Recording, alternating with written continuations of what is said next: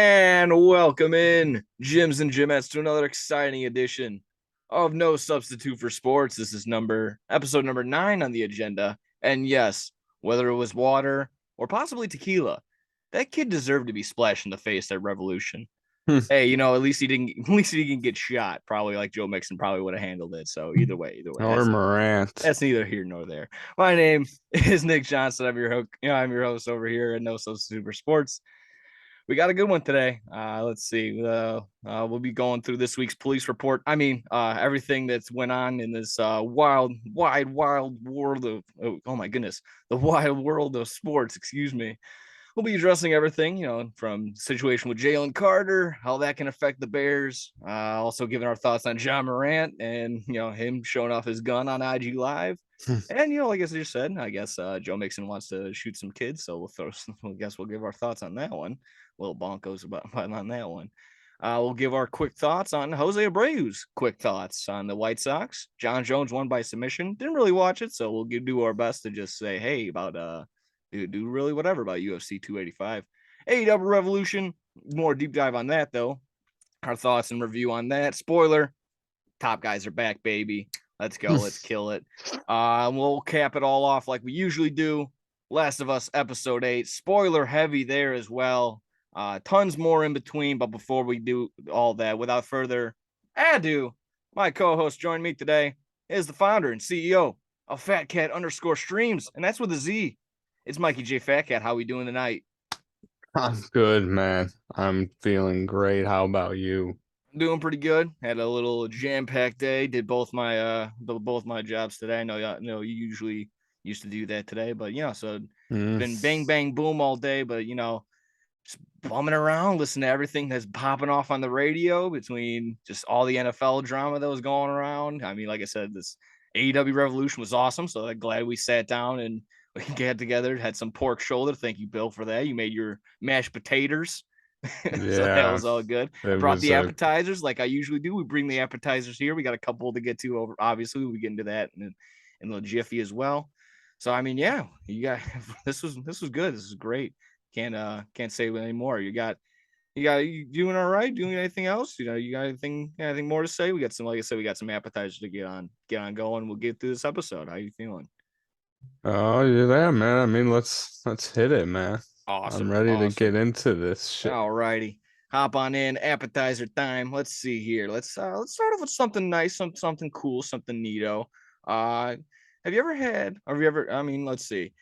Do you recall this sandwich from a little back in the day? From remember maybe 2007-ish. That's a good time. I don't recall exactly who won what, but this sandwich came out.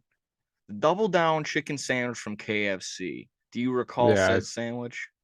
I I Well, don't it's remember it, but I've been seeing it Oh, well, it's back, now. baby. For those who do not know, the greatest sandwich of all time is back. No, it's not the McDonald's Crunch Wrap or everybody, or I don't even know the Burger King chicken sandwich. Everyone was freaking out about that one. Oh, excuse me, the Popeyes chicken sandwich. Everyone popped off for as well. But here's the original.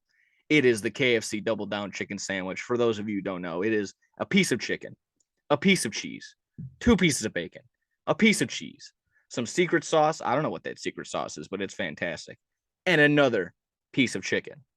And that's it. That's your sandwich, ladies and gentlemen. No bread, none needed, none necessary. This is a phenomenal sandwich for those who are bashing it, calling it this, calling it that, Did a you heart attack. try it? I've had it before. It's phenomenal. I would recommend it. I was upset that I only had it one time in my life, and as far as I know, I think as of this date, as of we're recording right now, I'm pretty sure it's available. So I'm gonna go snag one as soon as I can. Maybe as soon as we're done recording, if the KFC is still open around our local areas. So I think it's a great sandwich. I know, again, some people are gonna throw it around, bash it, call it a heart attack. Not even in between 2 pieces of bread. So it's just a piece of two pieces of chicken. Uh, I'm gonna dive in. What do you think about it? You're a chicken guy. Oh, I love chicken. You love chicken, you love bacon, you eat It everything just about it. seems unethical. I saw someone reviewing it and they were like, there's crumbs everywhere and my hands are covered in grease. Sometimes the most evil things. I mean, it's just that they're the most like delicious. So, I mean, they unethical, possibly delicious, absolutely. I think I'll It say that. probably is very good. Oh yeah, I no, will say that. yeah, and at the very least, I mean, what is it? It's just two big pieces of boneless chicken. Yeah. You like that? To have a piece of bacon or two? Hey, what are you doing? It's the grease. I'm pretty sure that probably varies by place where you go It's to. just like something someone would do. It's just like they're just selling it as a sandwich now. Absolutely, that's just something like, bro, I made this sandwich, dude. I Yeah, and took the they bacon and I put the two chickens we didn't together. have any bread though. I know. It's like that Steve. He's the smartest one here. Yo, give me your piece of chicken, bro. I got an Yeah. idea. Oh Jesus. So I'll be checking that out. Double Down is back, probably for a limited time. I wish it was there forever. I'm sure they'll figure that out as soon as Couldn't it be there sales are through the roof. forever? Forever. Hopefully Uh, not. That'll really show how bad America is. yeah, no, it'll get a little crazy. But it'll calm people That down. becomes like a daily menu item. Oh, geez, yeah. I mean, well, McDonald's doesn't even do breakfast all day. Do they still do breakfast all day? Or I don't know. I I'm not there. I don't I see the don't, commercials as yeah, I'm often. not too Sometimes, sure. yes, even good things like that possibly come to an end. But again, I could be wrong. I'm a Wendy's guy. Yeah, that's true. You're Wendy's all the way. Now, my go to there is obviously whatever they have on that bacon, whatever's on the pub pretzel bun. It put in between that, I'll have anything. You could have you put a shoe in between that. I'll probably end up having it as Hmm. long as it's got that pretzel bun and that Yeah, little and pretzel that buns sauce. are something else. The pretzel bun and then the stringy and then the fried onion strings on there sometimes. Hmm.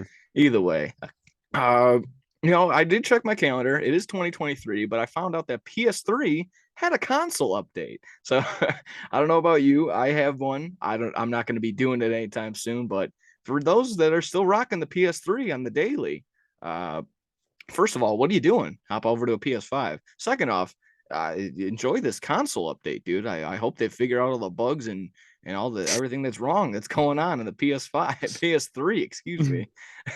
Any thoughts on the PS3 update in 2023? I cannot believe that. I bet that there are still people that play old games on there, Oh but yeah. Yeah, I mean, as far as what I don't even think can you even do live stuff. I probably doubt it. I don't yeah, know. I mean, Man, what a window that people missed out on of like there's just gonna be a whole generation of kids that like just didn't play prime Call of Duty. Just, oh man, that's a yeah, shame. that's something like, yeah, this is Call of Duty nowadays. Never know what it was like Yeah, back no, in the like day true multiplayer with the on real fucking Rust lobbies. Yeah, exactly. grinding. Yeah, Nuketown type deal. I mean, obviously Russ is the go-to. Like, yeah, meet me Russ at 5:45 after school. So that's the go-to. But I mean, yeah, just a whole generation of kids that are just addicted to like, what do you mean? Like, I can't pay to have my guy win. Like, yeah, that was the whole point back in the day. You can't do microtransactions all the time. Uh, so either way, PS3, get to your updates if you still got one. Between that, there you go. Let's see. There's a fun. I'm a big collectible guy. I mean, I may have snagged one the other day or two. But yeah, Funko deciding to put damn near 20-30 million dollars worth of product just into a landfill. They just said they're gone. They're done with it. So for guys like me, they're wondering where is this hole? Where are we throwing this away, dude? Uh, I just think that's absolutely bonkos. Again, that's it sounds crazy. I don't know, just I again for a saw guy that's that a too. collectible. Yeah, just a collectibles guy like myself. Obviously not gonna not worth me flying a plane over to wherever it's gonna go and dig it all up, but it's still like I guess that's just how business can work where they're just like it's not even worth selling, it's actually more beneficial and and just worth more of our money to just dig a hole and throw it all in there. So I mean that's again crazy move. To the one person that probably goes out and finds it, the riches is all yours. I hope you enjoy like a Star Wars, probably a prime Luke Skywalker in there, one of Hmm. one type deal. I don't know. Like I said, that's as a collectibles that hit me right in the feels, right in like that, right in my wallet. I was like, God, you're just tossing those away, and I'm just spending my hard-earned cash on you at the store. Either way, so Yeah. Funko dropping. It could have been even more. I read between 20 to 30 million. So crazy, Yeah, it was crazy amount of something like product. that. They said they just had like no more, they had no space or I mean, yeah, something. there is a lot of people that I follow or listen to just on what comes up in my YouTube feed because they figure out what I'm doing. They find out what I'm spending money on. So influencers like, oh, Funko is creating more product than they can hold. So some value of some stuff is dropping, so others is going up. That's just a fluctuating market when you're in the collectibles type deal. So I don't know. Funko next Beanie Baby? Who knows? I don't know. Hmm. uh, let's see if you're good on that one. I'll blow through maybe another one, and then we got a Star Wars one actually to get to. Jackson Mahomes. I mean, yeah, Oh no. everyone's just in the news for. Glad he didn't have a gun on him, but yeah, I mean, just the video went viral exactly of him just feeling up some chick trying to like kiss her, I guess, without her permission. Uh, no real take on it other than bad. That's not a good look, dude. Not a good look. Yeah. So yeah, People obviously, already don't like him for the way he acts, and then he just did like it's like just make it way worse for yourself. yeah. I mean, he just can't catch a break. I know he puts it upon himself between between him and the wife of Bad Mahomes. They're always together and causing havoc. I think she went ahead and tried to subtweet Joe Rogan because they did a protect our parks where he just made a joke about like he doesn't know sports beyond UFC. So he just like jokingly said like, "Oh, yada yada, got to keep that same energy." Like her being all loud and annoying. Got to keep that same energy when you're in the divorce court or whatever exactly. But I mean, they've been. To those who don't know, probably Joe Rogan doesn't know because he doesn't follow football. They've been sweethearts since high school. They got married and whatever. So it's probably not exactly like that. Probably Mahomes is probably just gonna take it on the chin, but either way, she's annoying still. He's annoying. I went on a whole tangent right there. But either way, like I said, this I don't know exactly what's going to happen to Jackson on this whole deal. It's still just another like pinpoint, another like oh boy, not a good look, not a good character build or arc for this guy. So I don't know. He basically stayed away all this year. He did a good job. He was stayed away all this year up until there. All right. So there you go. Jackson Mahomes. That's your Jackson Mahomes update for hopefully the year. Hopefully we don't have to talk about him Fuck anymore. him, yeah. Exactly. Last one. Like I said, I wanted to keep it light, keep it on a good note, somewhat kind of just because it's on a Star Wars related note. uh New documentary highlighting, I guess, the Star Wars Christmas special that came out in the mid 80s.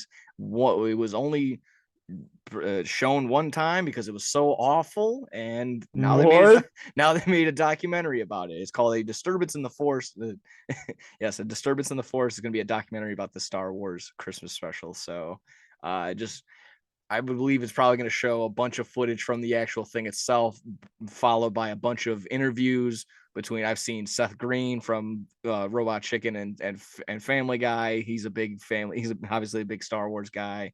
Uh, I mean, obviously, ton of celebrities that are going to be in there, and probably people actually from the Star Wars thing. So, again, just Star Wars related. You gonna be checking it. You feel like you're gonna be checking it out? One of those things you want to. Yeah, I just looked it up right now. I didn't see this. What So was the I'm not. do you got the exact name of it? It's a disturbance in the force, and then there's a It's called semicolon. it's called, yeah, a Star Wars Holiday Special Documentary, Disturbance in the There we Force. go. Okay, for sure. Cool. Yeah, I just want to make sure I got that name right. And does it say exactly where? I wish I did by follow up research on it. I kind of just wrote it down in my notes in passing. I don't know when or where it's going to be shown or produced on. Maybe like Peacock or something like that. But I mean, between Yeah, the hundreds of things, I'm sure with a quick Goog, so someone can just look for and find it themselves. But either way, so I thought that was going to be a fun little thing. That's what I kind of want from these Star Wars things now. I mean, there's a ton of spin-offs and they've been good. Mandalorian's obviously awesome. And I haven't caught the Bad Batch. People have enjoyed that. Obviously Obi-Wan Kenobi, that show's been awesome. Some have also been like hey, stop whoring out my Star Wars. I like for what it's worth. So I can see both. I can obviously see both ends of the things. But what I really want to see is like the back in the day footage of them making it and like just the behind the scenes stuff. I'm like you said, big documentary guy over here, so Hmm. always like to know how the sausage is made. So stuff like that. I'm sure between if I bought the DVD specials and we got the director's cut behind the scenes deal, I could probably find that myself. But they made documentaries like that. Give me stuff like that all day. I'd probably be more into that. Like I said, any final thoughts on the disturbance in the force? That should be fun. Again, I knew nothing about that at all, so that should Yeah, be interesting. yeah. Got my eye on the I got my eye on the always on that Star Wars beat between the burlesque show or if they're gonna do a or if they're gonna do a documentary. Gotta be on your Star Wars watch. All righty. That was appetizers. Hopefully you're not all full. We Wait, I got have some. something else. Oh, go ahead. Shoot away. Fire away. Did you see that they are bringing back the woolly mammoth? That's just one thing I wanted to mention real fast because I've been just seeing stuff about it a Yeah, lot I recently. you brought this up when we were watching AEW Revolution and could not stop laughing at the fact that just like we have tons of problems, but but here let's bring back the woolly mammoth again. Let's bring like it's an old sandwich from KFC. Like, hey, we're bringing back the woolly mammoth. You hope you missed the KFC double down, but we got something better: a prehistoric elephant. Like, dude, I, what?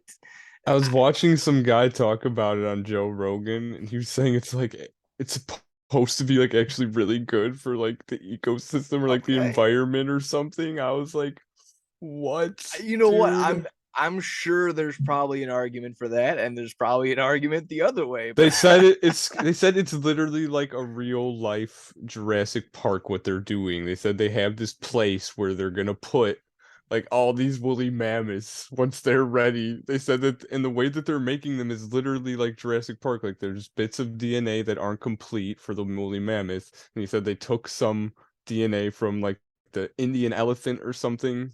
And he said that they put that DNA in the parts that are missing, and they're making a woolly mammoth. I was just like, it's just like what? It's like so crazy. yeah, how deep are your pockets, dude, that you want to do that? Or just Yeah, like it's it's just between that or like you're gonna ignore.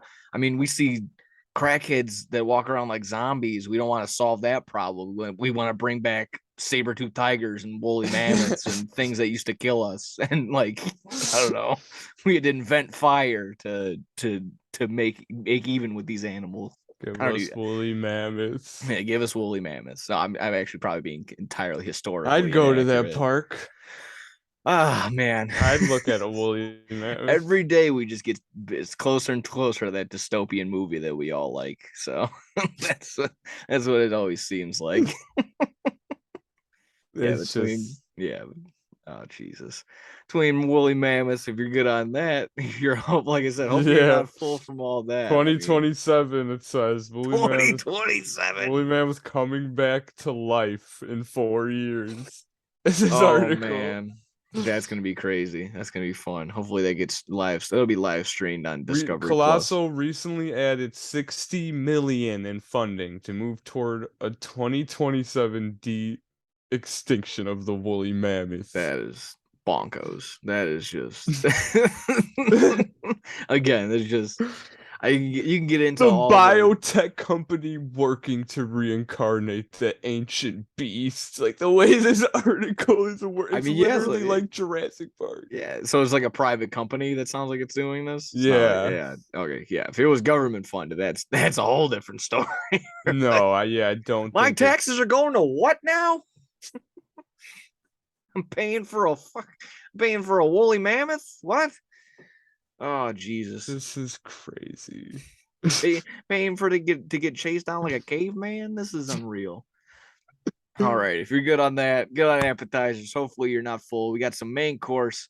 Like I said, ton of NFL popped off today. But nothing that directly relates to the Bears. So we're gonna go start off with some baseball. Gonna start off with some baseball, and I know, like I said, we also got some Aaron Rodgers stuff. I know you're dying to get to that too. So we talking that. But like I said, I just want to talk really quick. Just Jose Abreu's comments. He got some quotes. He was asked about his time on the White Sox, about them not necessarily being a family, but hey, Jose, I gotta tell you, I Mm. didn't buy this T-shirt for nothing. I'm gonna say there's probably a little bit, I think there's a little bit of companionship, a little bit of camaraderie, but I'm not gonna sit here and split hairs. I like the guy. I still kind of want to give him the benefit of the doubt. When he says I'm feeling disrespected, I can only hope that he's solely referring to the people in the front office and not the fans. The fans that were there from the beginning that loved drafting him. Attendance went up probably when he when he Well, started yeah, going. yeah. I mean, I would like to think that he's talking about the front office. Yeah, Exactly. The guys that probably just I don't undersold think him a he's little bit. referring to the fans or his teammates. Yeah, exactly. So really, exactly. That's just what I wanted to point out. Just hopefully the fans that stuck with him through thick and thin, that chanted his name MVP though the entire time. I would only hope He that. must have just not offered him a contract that he liked and found it disrespectful, and that was, I mean, that was it. Yeah, no, that's exactly what I was kind of reading from it. So I would only just be addressing any fans that are like just solely reading, headlines and stuff like that that aren't really just taking the time to read exactly what he said. So just don't be so quick to harp on him in any which way. I'm But sure what? but I will harp on him for the fact that no, the teammates didn't find out until the news that he went to the Astros, because I saw that story, and that's effed up if that's true. What was that exactly?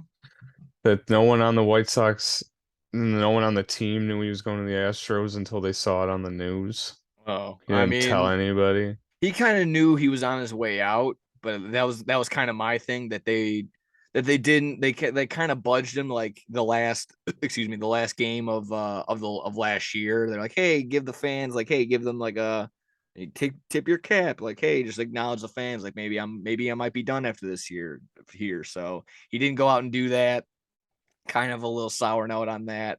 So that's why I kind What of the? I'm kind of like I kind of just said in the beginning. I want to give him the benefit of the doubt. I'm talking the other way, but I still kind of want to give him the benefit. Why Like I said, wouldn't he tip his hat to the I don't crowd? know. Like I said, if you feel wrong by the organization, you might be blinded and not see the bigger picture, and that hopefully being that it was the fans that were always there for you at the end of the day. So I don't know. He We didn't love a there was brave. yeah, exactly. That was my thing. There was no follow up in that interview, that little back and forth that he had from this that he had from this article that I was reading. There was no like, oh, you mean like, oh, you felt disrespected by the front office or you felt disrespected by the fans. There was no follow up after that. He's like, oh, I just feel this way, this, that, and the other. See ya, gotta go. Vamonos.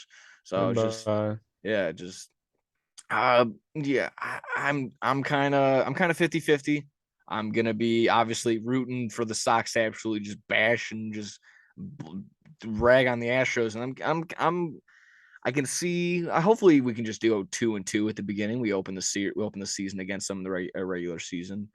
Really? Yeah, we do Oh my in Houston. God. Yeah, for 4 games, if of all things too. So we'll get to They're see going there. to fuck us Yeah, up. we'll get to see like the whole ring ceremony. That's my only thing that hopefully by the end of the spring training that everyone maybe has their groove. There's maybe a couple injuries, like maybe a couple guys that are just not full ready to go for the Astros. Maybe the Sox are. They can catch them early, get a couple games, get a couple wins very early. That would be a great hot start for the White Sox.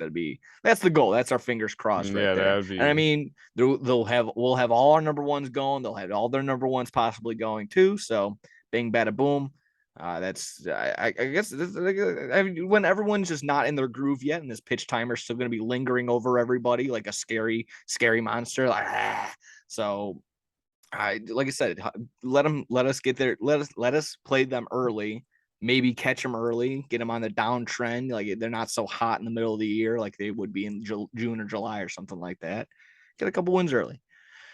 Either way, Jose Abreu. I just wish it was a better ending. And again, just that whole idea of if maybe these comments hopefully you just get a spark underneath these guys. I heard Moncada has moved his locker to where Abreu's locker used to be. So maybe like Good. get an idea of like, hey, maybe I got to take that load on now. We haven't seen this explosion out of Moncada. We haven't seen the power that we've been necessarily promised. He's been a fantastic I'll say decent defensive player, probably better than most. Everyone likes to rag on him just because he hasn't been producing as much as we've anticipated on offense. Between that, couple injuries, so get him going like that, get a mindset like that, and like I said, just put that chip on their shoulder, like, oh, we're not a family, dude. Like I'm pretty sure we are. Like we got, I don't know, just between Robert, Moncada, Yaz. I mean, these guys, we can do something a little bit. Yeah. Eloy, they're still there. I mean, Andrew Vaughn can get in there, make some noise. Maybe I hope Jake Berger and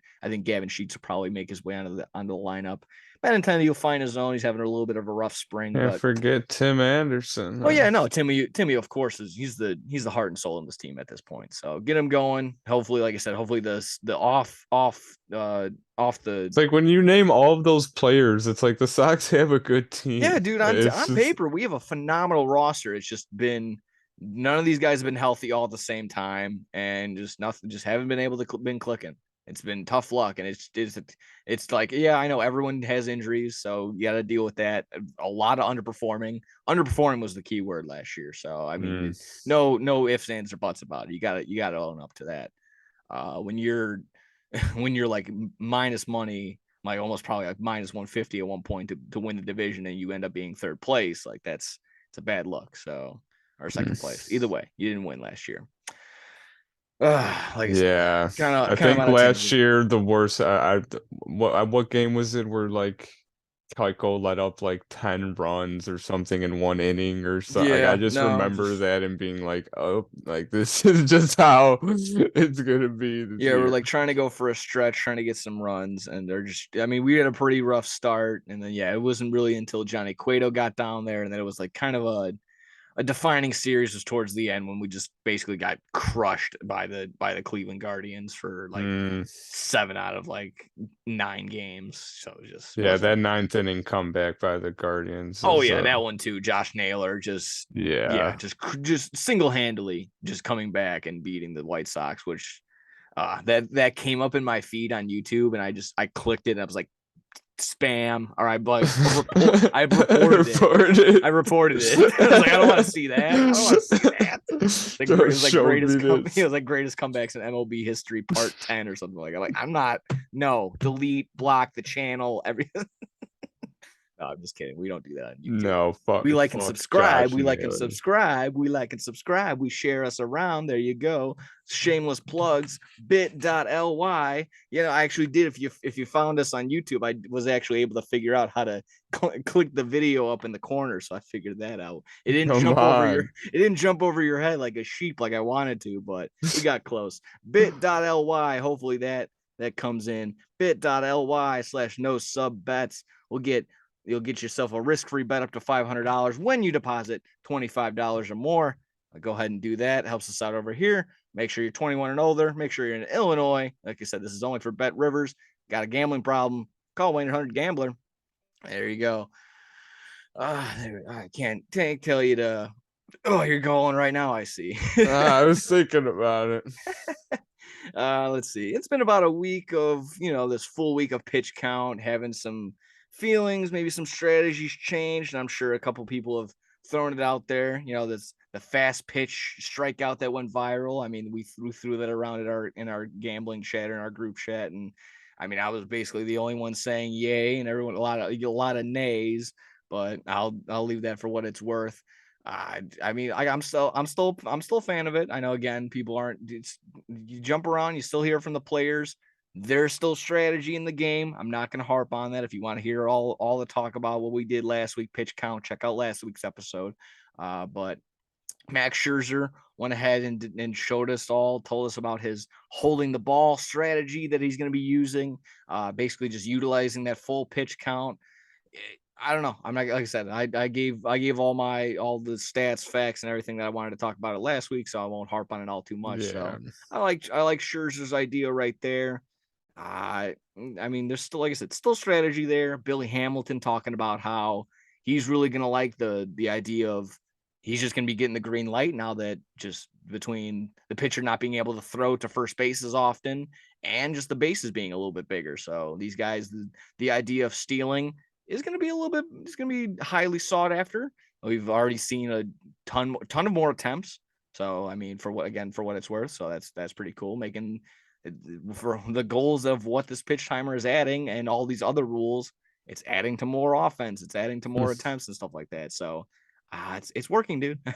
Just don't want to sit here and say that, but there's that. And then kind of a final thing that was looked at, kind of went around, was the shift still kind of being enacted, or whatever the word being, still being utilized on Joey Gallo. We see the right fielder or the left fielder came all the way over to right field. That's still legal. They were standing in the outfield. They're getting around a little bit. I was listening to the White Sox podcast, White Sox Talk podcast. They went ahead and interviewed Grandal. He commented on that, just not exactly that, but just being like, the shift is gone. Good. It took a lot of base hits away from me. Therefore, it took a lot of money out of my pocket, stuff like that. So I can kind of, I'm completely still against like the idea of like that was taken out of the game. I'm more like, you're paid so much money to hit a ball, you should be able to hit it to all directions. So I'm kind of for that, but I could also see the other direction of, the guys that are actually going out and doing it. So I'll take that in consideration as well. But, but just, that was exactly my idea, my thoughts. Just I'm still kind of against the idea of just like that, that's still there, but I can understand and still see that it's taking the shift takes money out of people's pockets, and it kind of adds more value to a defensive player. Like, these defensive guys are gonna have to step up and just dive and be vacuums at all points in times now, and it might be I guess not I guess a lineup decision, more or less, of like, are you going to go with the defensive guy because of no shift, or are we going to go with a more offensive heavy lineup and just hope that we score more runs than they do in this point in time? So I guess maybe not a huge crazy thing that lineups and managers are going to be worrying about nowadays, but just something else to consider, like, hey, maybe we should have used the defensive guy today, and other stuff like that. So defensive substitutions will probably be more utilized as well throughout the year, stuff like that. So I mean, just wanted to check in on that. I mean, more updates, thoughts. Like I said, I kind of blew through a bunch of stuff, and just want to get your thoughts, any other follow-up opinions on really anything. Like I said, just anything else that I didn't really catch up on from MLB this week. Um, yeah, I mean, I'm a fan of the shift stuff now, and regarding the pitch clock, I mean, I'm it is what it is at this point. They're not going to change it, so let's just see how the players adapt to it, and it's really all that we can do as fans. No point to complain. Yeah, I suppose. I mean, it'll be the debate, of course, of, oh, does this take away from the game, or does this gutting the game? Like I said, I don't subscribe to that dramatic narrative. Not going to do that. I think it's just ridiculous. Let the game take its course, and one less guy adjusting his gloves. Yeah, it's going to make a little bit of a difference. It's going to speed this game up.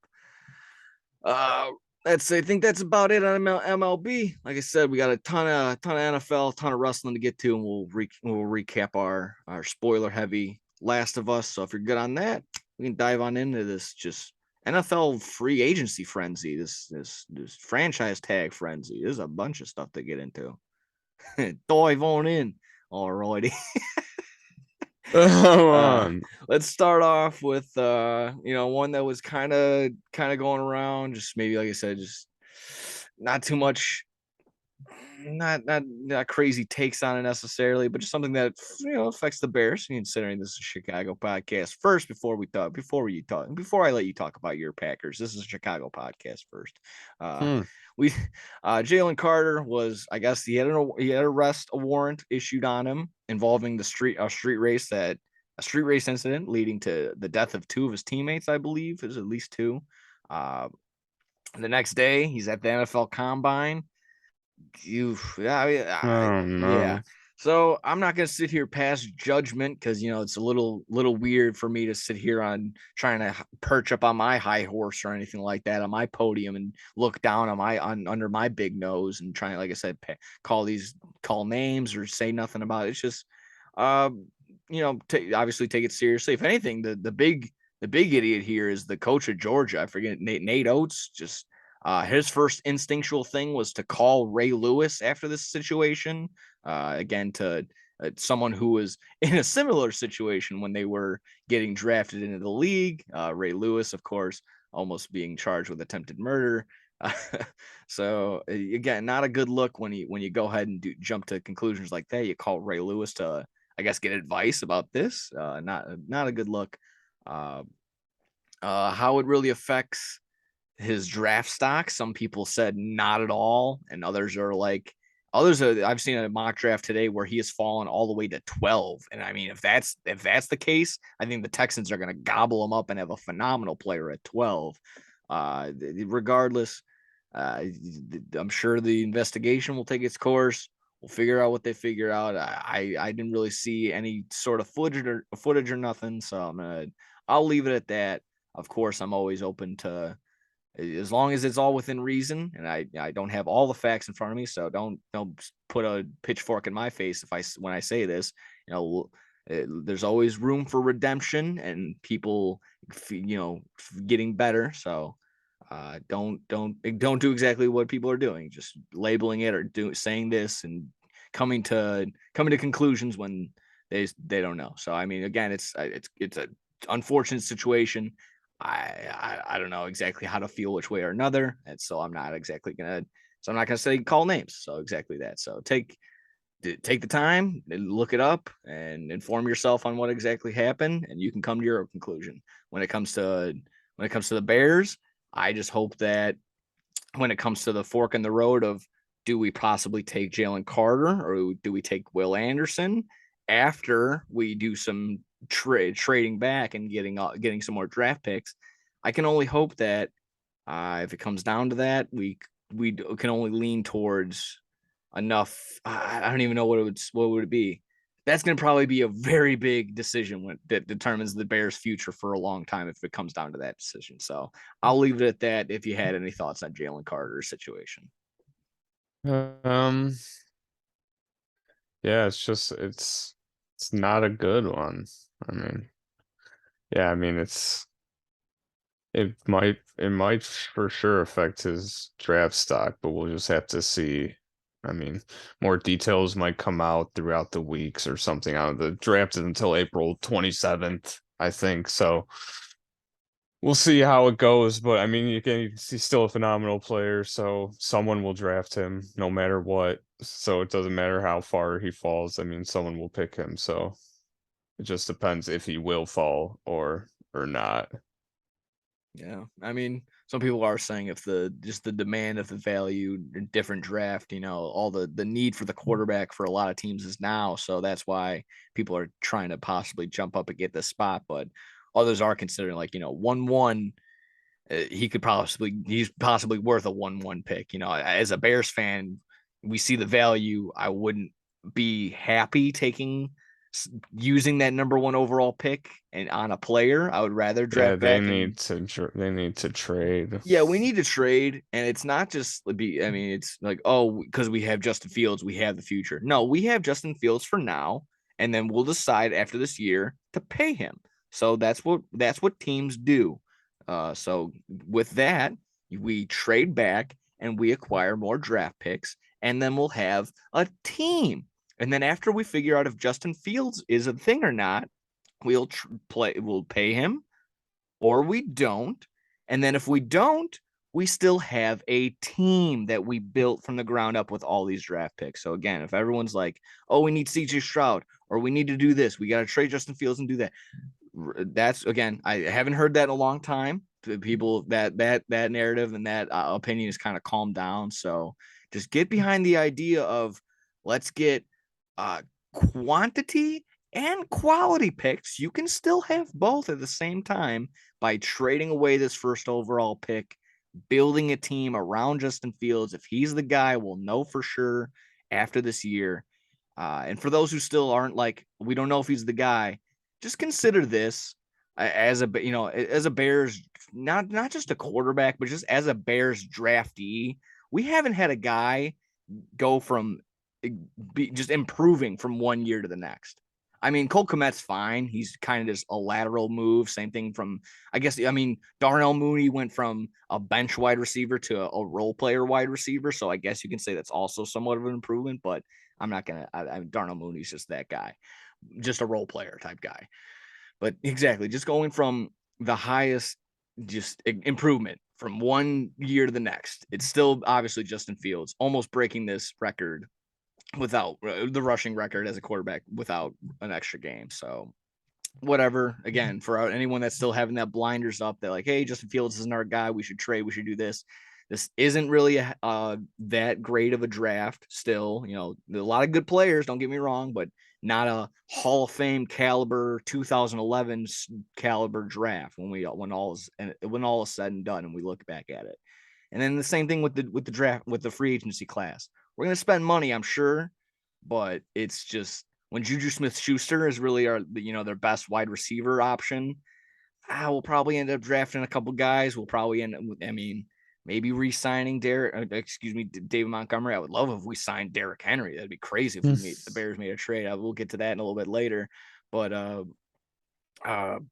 yeah, just exactly that. The Bears, I've just heard things that like, besides the Bears obviously having the most draft, the free agency class or free agency money, all the cap space, we do have to spend a lot of it because it has to average a certain amount over 3 years, and we didn't really spend a lot last year, so we really got to ramp it up and pay some guys this year. So might be overpaying some guys, might be paying a lot of other guys some money. That's just, I mean, you're always overpaying for free agents because they don't really do anything for your team until the year begins. So whatever, if you want to see it, think of it like that. I kind of went on a tangent. I don't even remember where I started from. This is what happens when we were talking about Jalen Carter. Yeah. Yeah. So that's exactly what I'm trying to say. There's a ton of things and a ton of between this Jalen Carter story, the Lamar Jackson possibly being tagged, and then he's his own agent, which is bonkos that he's just representing himself, and he's just, I guess, is he gonna call teams and be like, hey, hey, it's Lamar Jackson. We're gonna figure something out, aren't we? How do you get like the Buffalo Bills? I mean, not the Buffalo Bills. How would you get like the Dolphins or the Texans number? Like, how do you even? Yeah, players should be required to have an agent or have Yeah, an exactly. agent agency, should work with the NFL or something. Yeah, Like, I don't know. It's ridiculous because there's so many players that have like we were talking about at work today, like there's like their moms or themselves yeah. are Roquan running. Smith represented himself. He got the most Yeah. money. I mean, exactly. Lamar Jackson, he had his mom helping him out this year. I mean, like, are the Las Vegas Raiders in the yellow pages? Can we just call them, look them up and call them? Like, is that how this works? Yeah, I wonder that too. Yeah, I mean, I guess he just hits up Adam Schefter. Adam Schefter probably has all the Oh, he's between probably him and got Field every Yates. number that you would need. Exactly. So just hit up Shefty, and I'm sure he'll probably be good to go from there. Yeah, Either way. he's probably such a good point of contact. Like, yeah, I need a number for someone at the Jets. Like, I got you. Yeah. I need a number for someone at the Raiders. Schefter. He's got everything. Yeah, I can only imagine. Like, he's just like, you're just throwing it, like trying to softball it to him, and he's like, yeah, I don't know anybody. He must really hate you if he doesn't have a contact for you, something like that. You're like, oh, it would be cool if I could talk to someone in the Rams organization. He just like walks by, he doesn't say anything. He's like, well, You definitely have. You can talk. You got somebody. I know you do. You're just hiding it. So he can probably be really petty with it. Give someone a fake one. Either way, I'm just going off on a tons of tangents. Either way, Jalen Carter, I'm sure that'll be figured out. And you're exactly right. There's a ton of time between now and the draft that tons more information can be figured out, and he can be just ultimately just wipe his hands clean of it and just walk away from it all ultimately unscathed. So I'm all. I mean, again, it doesn't obnoxious behavior. I'll say that at most. I mean, I'm not. I've never won a national championship, but again, I won't disregard my human health and life at any point. But it's neither here nor there. Whatever. Jalen Carter, they'll figure it out. Let's see. Just a little bit more housekeeping on the NFL. Let's see. Did they say anything about Josh Jacobs? Did Josh Jacobs get He tagged? did get franchise tagged, Okay, so yeah. he got tagged.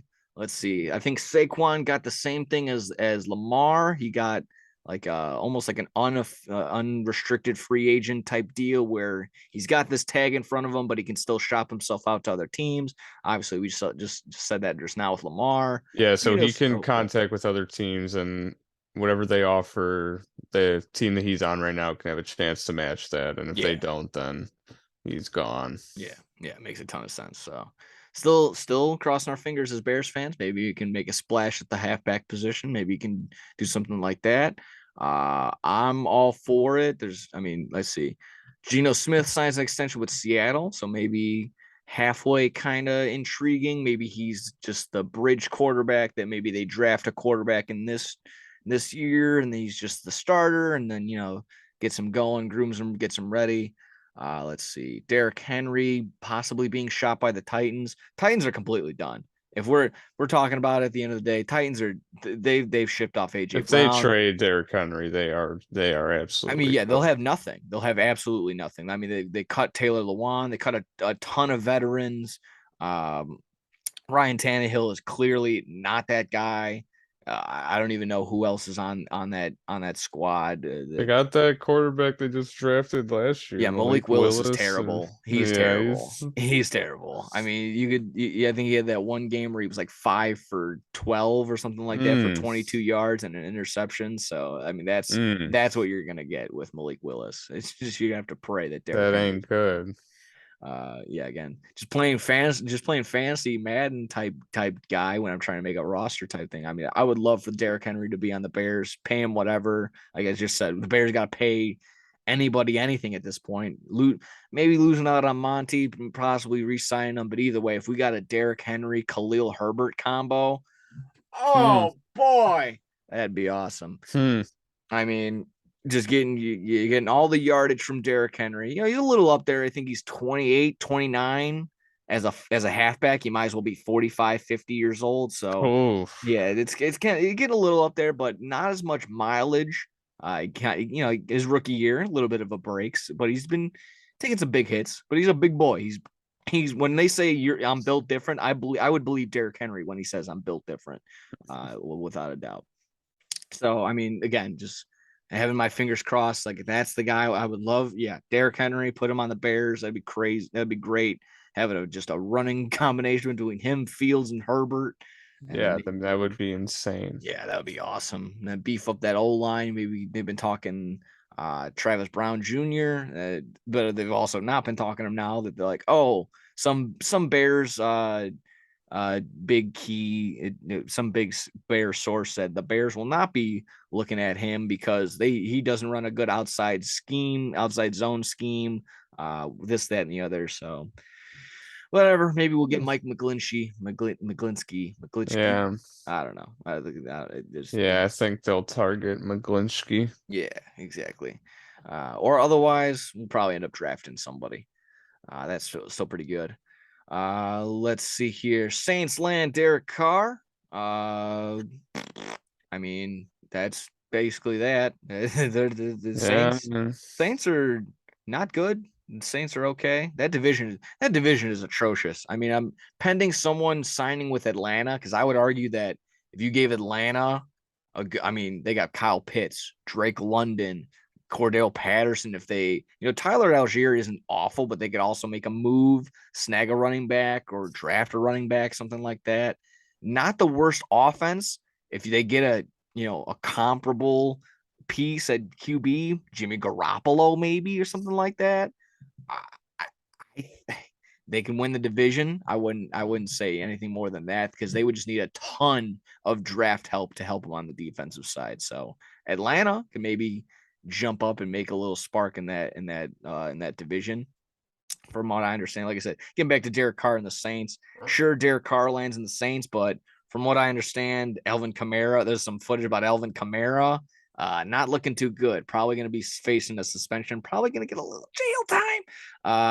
Oh no. Yeah, I think that was that big beat down that his walking around with a gaggle of his friends beating people up. You can't be doing that, Alvin. Yeah. Alvin, can't be doing that there, dude. You and your chipmunk friends. God damn it. Yeah. So I watch for that. I'll be keeping my ears pricked up more around fantasy time when it comes to that stuff. But yeah, it's just crazy. Like you're like, he just commits assault. 6-game suspension. That's it. So just Yeah, watch anyone trying to take futures on the Saints or just the NFC South in general. Just be weary. Like I said, maybe watch out for who Atlanta might try and snag or something like that. They're not interested in Lamar Jackson, from what I understand, and yeah, I that's looked that up just to make sure because I saw that, and yeah, they said the teams that are not interested in Lamar Jackson are Falcons, Panthers, Commanders, and Dolphins. wow. I mean, makes sense with the Dolphins. I mean, kind of not really. I was thinking about this earlier today. I kind of heard this as well. Just it would be crazy if they did almost a 1-for-1 or like a 1-and-1 and some picks for Lamar going to Miami and then Tua going over to Baltimore. I think that'd be pretty cool. I mean, Tua kind of runs a similar deal where he's got a good enough arm, but he's also fast enough to run around and stuff like that. Yeah, But but Tua ain't no Lamar oh, Jackson. not even close, not even close. But yeah, that's good for the Bears still. Here in Carolina isn't interested. Hearing the Commanders aren't interested, and Atlanta, all three of those teams are still in the top 10 for draft picks and stuff like that. So that's pretty good. Uh, yeah, it's just very interesting hearing the Commanders like, yeah, we're good with Sam Howell and what's the other guy's name? The one that put the shoes up on the thing. Yeah, we're good with those two guys. I don't know. That seems a little Who? crazy. Oh God, Taylor Heineke. Oh, Yeah, there. So I mean, they got Sam Howell and Taylor Heineke. You're like, yeah, we're good. We don't need Lamar Jackson. We got Taylor Heineke, dude. Heineke's a free agent, I think. Oh, okay. And he said, my lifelong dream is to play for the Packers. Oh man, that's actually scary. I don't like hearing that. I do not like hearing that because I he's a would dog. love to have Heineke on Yeah, the Packers, like as a backup or something. Even that would be great. he's a dog. I mean, he'll probably end up beating Jordan Love for a spot. Yeah, I mean, I fuck it. Yeah. If he does, fuck it. Yeah. I mean, at the end of the day, I don't really have a prediction of where Lamar is going to go. If he's got this tag on him, I don't even know if Jets. I've heard some he might not even play this year. I've thrown that speculation out there. They might just hold out and might want to just get a guaranteed contract because truly Deshaun Watson screwed up everything for all these guys that just think that like they're worth all of this money. But yeah, I mean, I've heard some things along the lines of, the Browns exactly did that. They ruined everything, guaranteeing Deshaun Watson all that money. Just basically setting the precedent that all these guys should be getting guaranteed money at all points in time. Daniel Jones got some guaranteed money, somewhat. He got 160 mil. I think only the first 2 years are guaranteed. The other two, he's got to go ahead and earn it.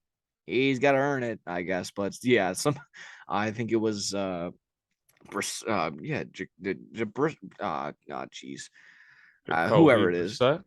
No. That's the quarterback, right? No, there's a guy in the Bears. I forgot his name, but Jaquan Brisker, maybe. Oh, Yeah, the rookie.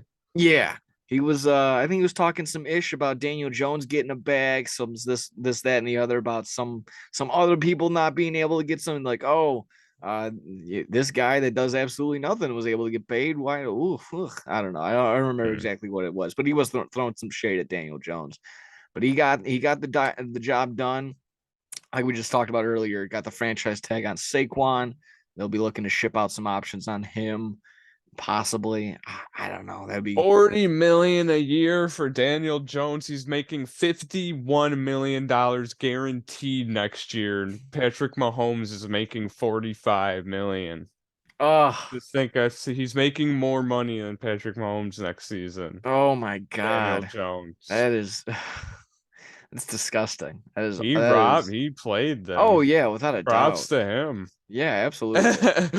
I mean, I won't take away they've done a good job finally of figuring it out of what he of him leading this offense, but at the end of the day, he is nothing special. He is not worth that money without in my mind.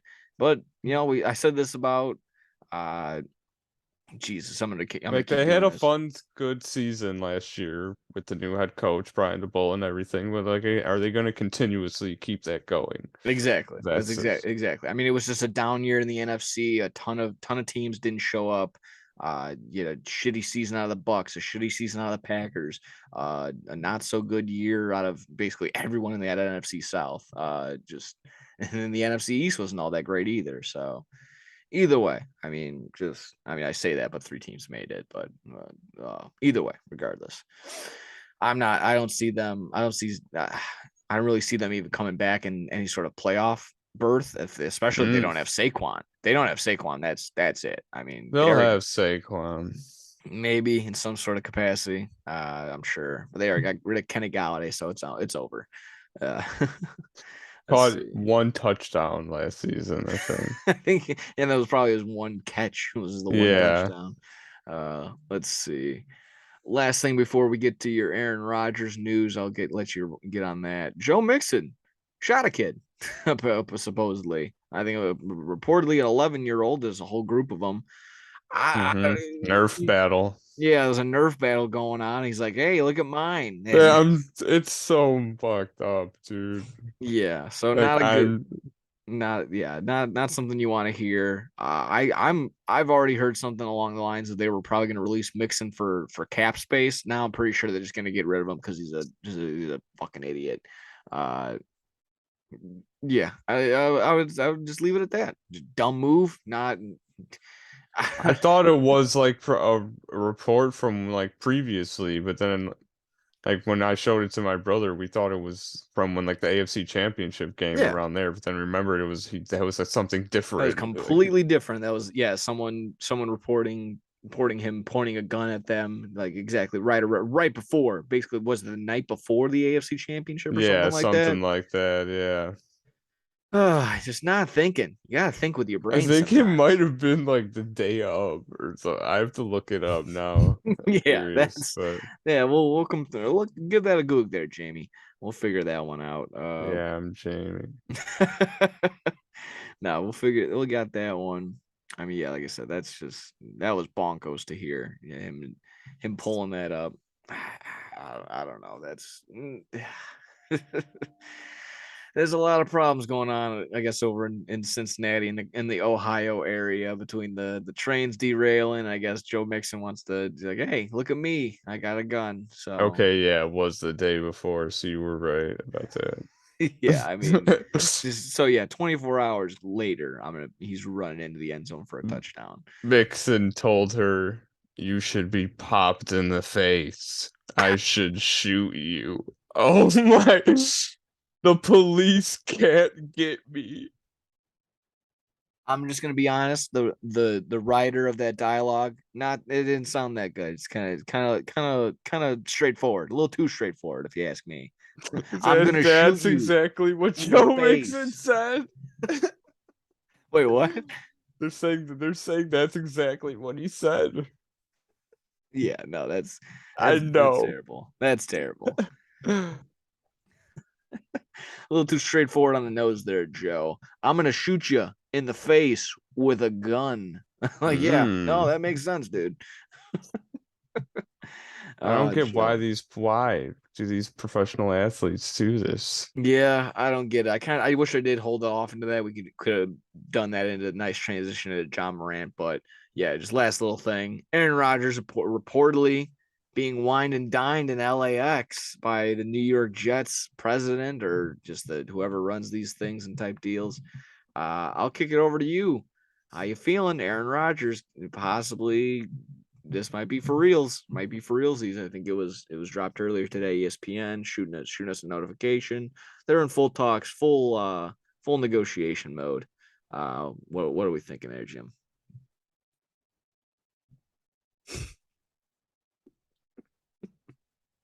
Couldn't have said it better myself. Ugh. I mean, again, I'm to the point where I'm done with all the news and stuff I see all the time. I just want to see where if he gets traded or if he's staying. Like, I just hate all of this drama. I'm done defending it. I did it last season, and I'm done. I just want to find a resolution. This has to end. I just want to see what's going to happen next season. I want to know if we're going to get more draft picks. I mean, it's just it just sucks. I wish he was just easy. I wish it was just easier than this. It's not how I want, not how this should end. 'Cause Yeah. he's been great for the Packers, and I mean, it will still be a good. Again, I mean, we'll always love Aaron Rodgers, but You. yeah, Packer fans will love Aaron Rodgers, but it's just it just sucks. I'm ready for Jordan Love, though. I just keep saying that, and people can laugh. I'm ready. I haven't seen much from him, so I'm excited to not have that safety blanket always of like, oh, we have Aaron Rodgers, we're gonna win. I can actually see what it's like to like just root for a team and just like I want to see them actually grind and every game and like it's not going to be easy. You're not going to have a Hall of Fame quarterback anymore, not someone to rely on like that. So I really want to see what Jordan Love can do. I feel like we have a good offense still. I mean, I don't know. Aaron Jones and AJ Dillon are still good. I loved what Christian Watson did last year. I know that the Packers are probably going to draft one of the rookie wide receivers this year. They said that's one of their top priorities. So if they get Quentin Johnston or like I doubt they'll get the Jackson Smith and Joby guy. He'll probably get picked way high before we even get a chance for that. But yeah, I just I want to get more picks for him. I want to get some of this cap taken off the Packers, and if he stays, then it's like it's whatever, I guess. But Jordan Love isn't going to be happy, and we'll probably not have him next year, and we'll just fuck the Packers over in the long run, and we won't have any picks. We won't have anything. It was just, hopefully he choked on his dinner tonight. As a, Yeah, he's got a bad feeling from him.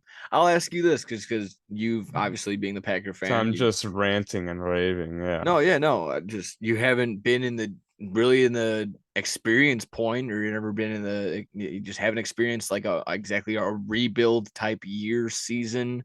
Just an outlook. Just us Bears fans, we've been constantly like, hey, next year's gonna be better, or this is gonna be the stretch of years that we finally make sure we're not gonna be an embarrassment. But that's come and gone. But just like I said, maybe possibly even with the idea, even with Aaron Rodgers possibly coming back, this upcoming couple of years might be that realm of rebuild type deal. You're not going to be completely out of it being in the NFC North with if you have Aaron Rodgers for sure, but losing a couple pieces. I know that Alan Lazard, I know he might be looking for another team, but I'm just what I'm trying to ask you, just are you excited or just intrigued, or just because like I said, you never had this feeling of my team is not completely 100% dominant. It's not going to be a guaranteed win every time we go out there. So, like I said, is this idea of our team rebuilding, possibly even exceeding expectations because they might be so low. That idea of like, oh, we can be better than what everyone expects thinks we're going to be. Is that idea something like that that excites you? How are you feeling with that? Just Yeah, I mean, yeah, genuinely. I mean, because yeah, we're always the Packers have always been viewed as the favorites. I feel like they're always the team. They've always been like the team to beat in the NFC, and even though they they're don't to make it, everyone, they're everyone's older brother in the division. I mean, yeah, they're the Lions rival, they're the Vikings rival. Everyone has their I hate Aaron Rodgers story because he did this to us or something like mm-hmm. that, or I just hate the Packers because X type deal in the division. Yeah, exactly. And like even we know the history with the Packers in the playoffs, but that still Yeah, doesn't take away from I mean every fan around the NFL knows what the Packers, especially Aaron Rodgers, have been capable of. So, I mean, I just got such off a tangent. I completely forgot what I was saying. no, just like, are you just the feeling of rebuild? How do you Yeah, feel on that? that's right. I think it will, I mean, yeah, it will be exciting for sure. I just want to see what they can do. Like you said, I want to have that feeling every week, then just maybe getting better and better. I want to see what Jordan Love can do. I want to see a whole season out of Jordan Love. Like it's not just one game or like, because like everyone will, they talk shit, he gets thrown into a game and it's like throws an interception, two interceptions. It's like I mean, he's barely starts ever. He's been on the Packers for like 3 or 4 seasons now, and I mean, I don't know how many games he's played in. I mean, I can probably count him on one hand. His only So it's value drives are probably in preseason games, I would think. yeah, So exactly. And those don't count. So yeah, for I what it's want to worth. Yeah. see him in Lambeau like every weekend when they're playing at home and on the road. Like I want to see what he can do. I've seen Aaron Jones and all of these guys praising him, saying that he's just like Rodgers, and I know that they're probably just saying that to hype him up, but it's encouraging stuff to hear. At least they say that he can sling it in practice and he can move around. So I mean, I really. As we keep talking about it, I'll be genuinely upset if Aaron Rodgers comes back. Honestly, Wow. I think Oh man. That's I probably the think first I'm time I've heard that. That's I crazy. think I'm really ready for this You're ready new to let era. go. You are ready. Yeah. Damn, that's wow. That is awesome. That is To the point everyone asks me, like people still ask me like today at the office, like people are like, how do you feel about this whole Aaron Rodgers thing? It's just like I just want it to be over. yeah. I just wanted to see what I won't happened. hold that against you, even if Aaron Rodgers comes back. Because I mean, like I said, I can understand the frustration. Like, oh, like you're the Packer guy, so everyone has to come with you. Everyone's asking me the same exact thing 25 hours out of the day. So again, I can understand where you're coming from. Where you're just finally breaking and saying, you know what, get him away from me. I want nothing to do with him. Nothing. Just let me see Jordan. Let me give me my guys. Give me something that I can pray for, that I can praise for, something like that. For So sure. yeah. The Pack, I still feel like they have a good defense. I don't know, they still have a good defensive players, and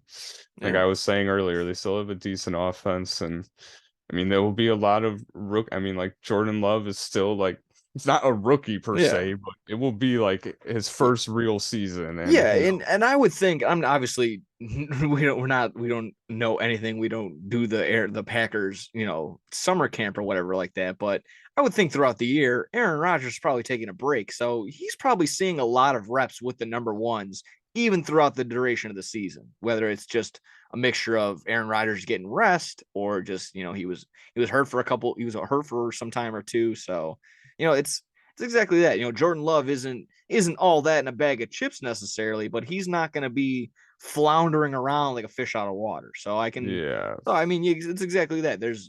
Yeah, and I would There's hope hope. after, playing behind one of the greatest QBs to ever do it, you would learn a couple things, Yeah, a I thing would or I would two. hope So, so. I would really hope yeah. so. Being there, being just the guy holding the Microsoft tablet for the past 4 years. Yeah, I would hope that he's probably picked up on something. So Yeah. Either way, that seems pretty good. Like I said, any final thoughts on this? Like I said, you wrapping it up. Ultimately, if you just said it, breaking news: if Aaron Rodgers does come back, Mike is not going to be happy. He's going to be more upset. So I will be upset about that. I love Aaron Rodgers, but it will really just fuck the Packers in the long run. So it's been fun.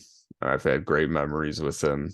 I have so many great memories. I remember that I can just spend hours naming off. So, I mean, love you, Aaron Rodgers. I honestly, I'll be rooting for him on the Jets. It'll be yeah. exciting. He'll have, they got good receivers over there. They So, do. They have a pretty solid core and a pretty solid defense. And you know what? At this point, there's nothing really for the Buffalo Bills to hang their hat up on and say it would be a guarantee for us to do this at this point because they keep choking. So yeah, put didn't them. they lose to the Jets this season? Yeah, they did. Yeah, they did. They So, I lost a mean, close one. I they think. I think lost the. to, was Yeah. it Zach Wilson or Joe Flacco? I think it was. Yeah, I think it was that Mike Wilson guy. I think it was that Oh, Mike Mike White. Excuse Wilson. me, Oh, Mike that's White. right, Excuse Mike me. White. So Yeah. I mean, it's exactly that. I Yeah, I mean, mean, if you got Aaron Rodgers, I mean, again, we've never seen him on another team, so we will, I mean, but you if would you still got be him on your accustomed to the team, cold, the New York weather, and all that stuff, all that comes with it. I mean, it's nothing. It wouldn't be all too different being the frozen tundra, the frozen Lambeau Field. I mean, it's just Uh, like people always say about the Packers, if you got Aaron Rodgers, you got a shot. So, I mean, if the Jets have Aaron Rodgers, that'll drastically change their team. I see yeah, people hating, like, we want this old quarterback. Like, it's like, yes, you yeah, do. you As a do. When Joe Packer Flacco fan, was your best yes. quarterback on the year, Jets fans, yes, you want Aaron Rodgers. I Yeah, think like, that's do we want Zach Wilson or Aaron Rodgers?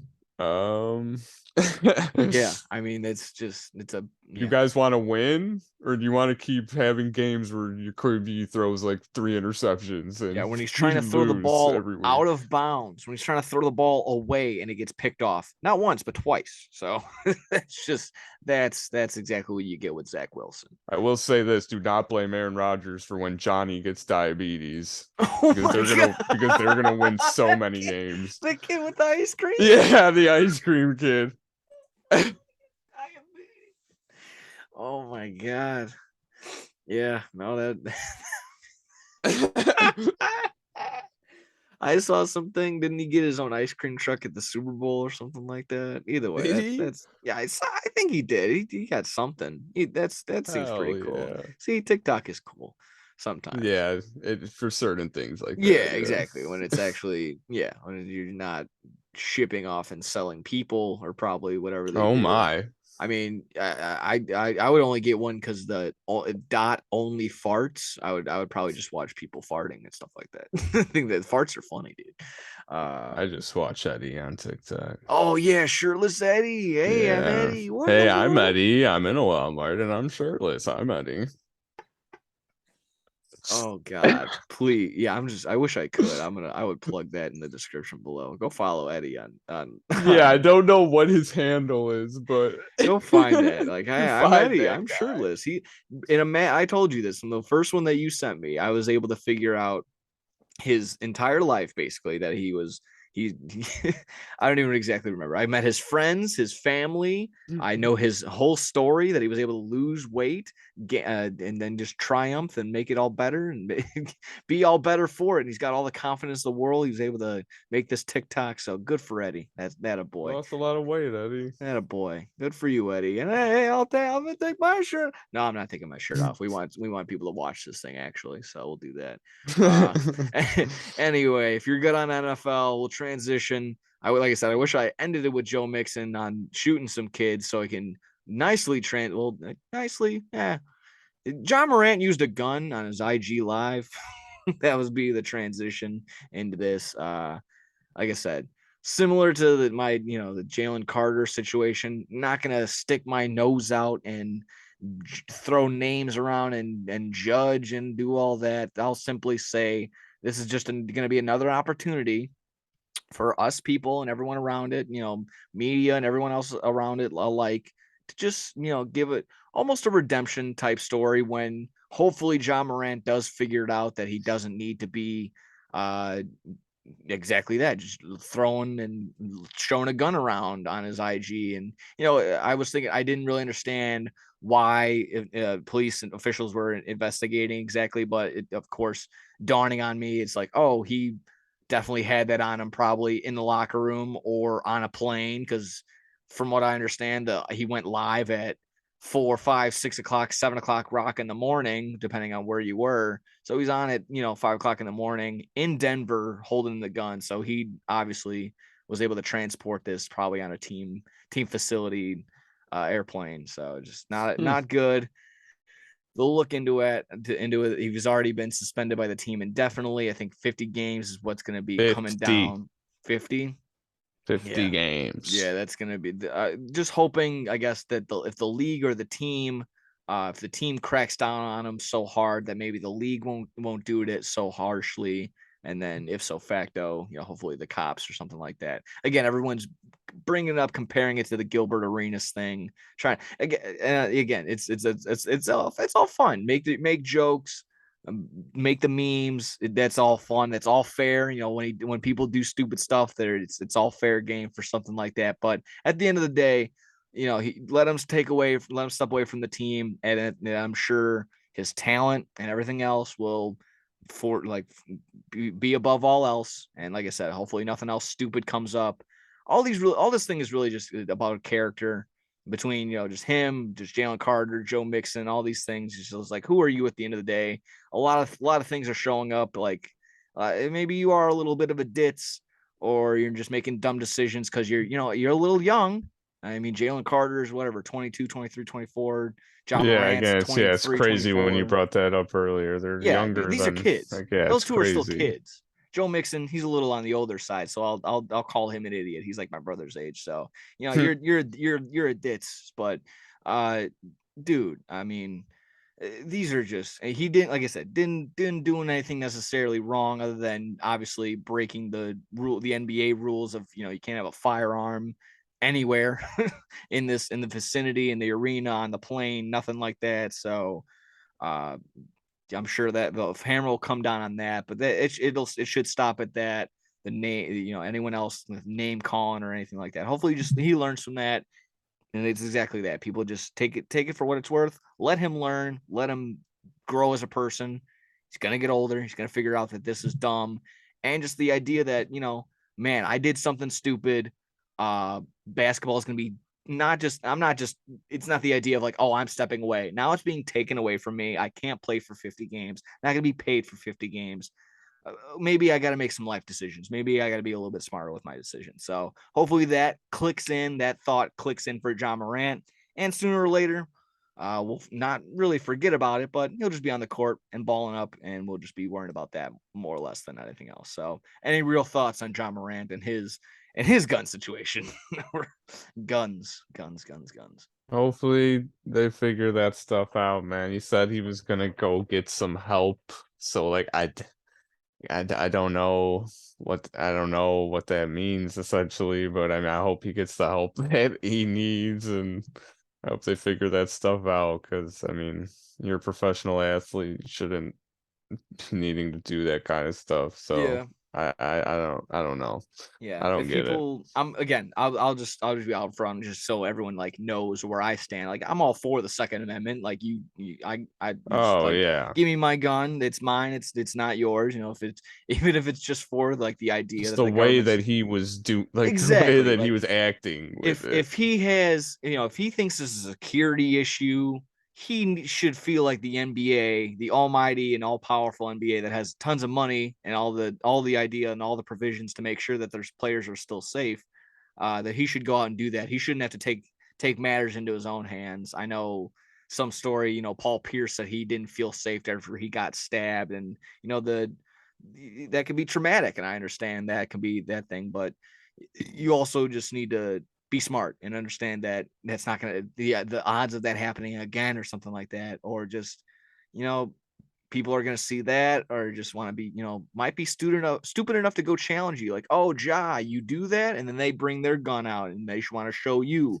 And I don't know, that's an extreme thing, but of course we don't even want to think about something so crazy. But again, just I won't justify him having that in that sort of sense, but of course he can have it as long as it's licensed and all for him. He's got his whatever cards and licenses for having a gun and all that necessary. As long as you're trained, go for it. That's cool.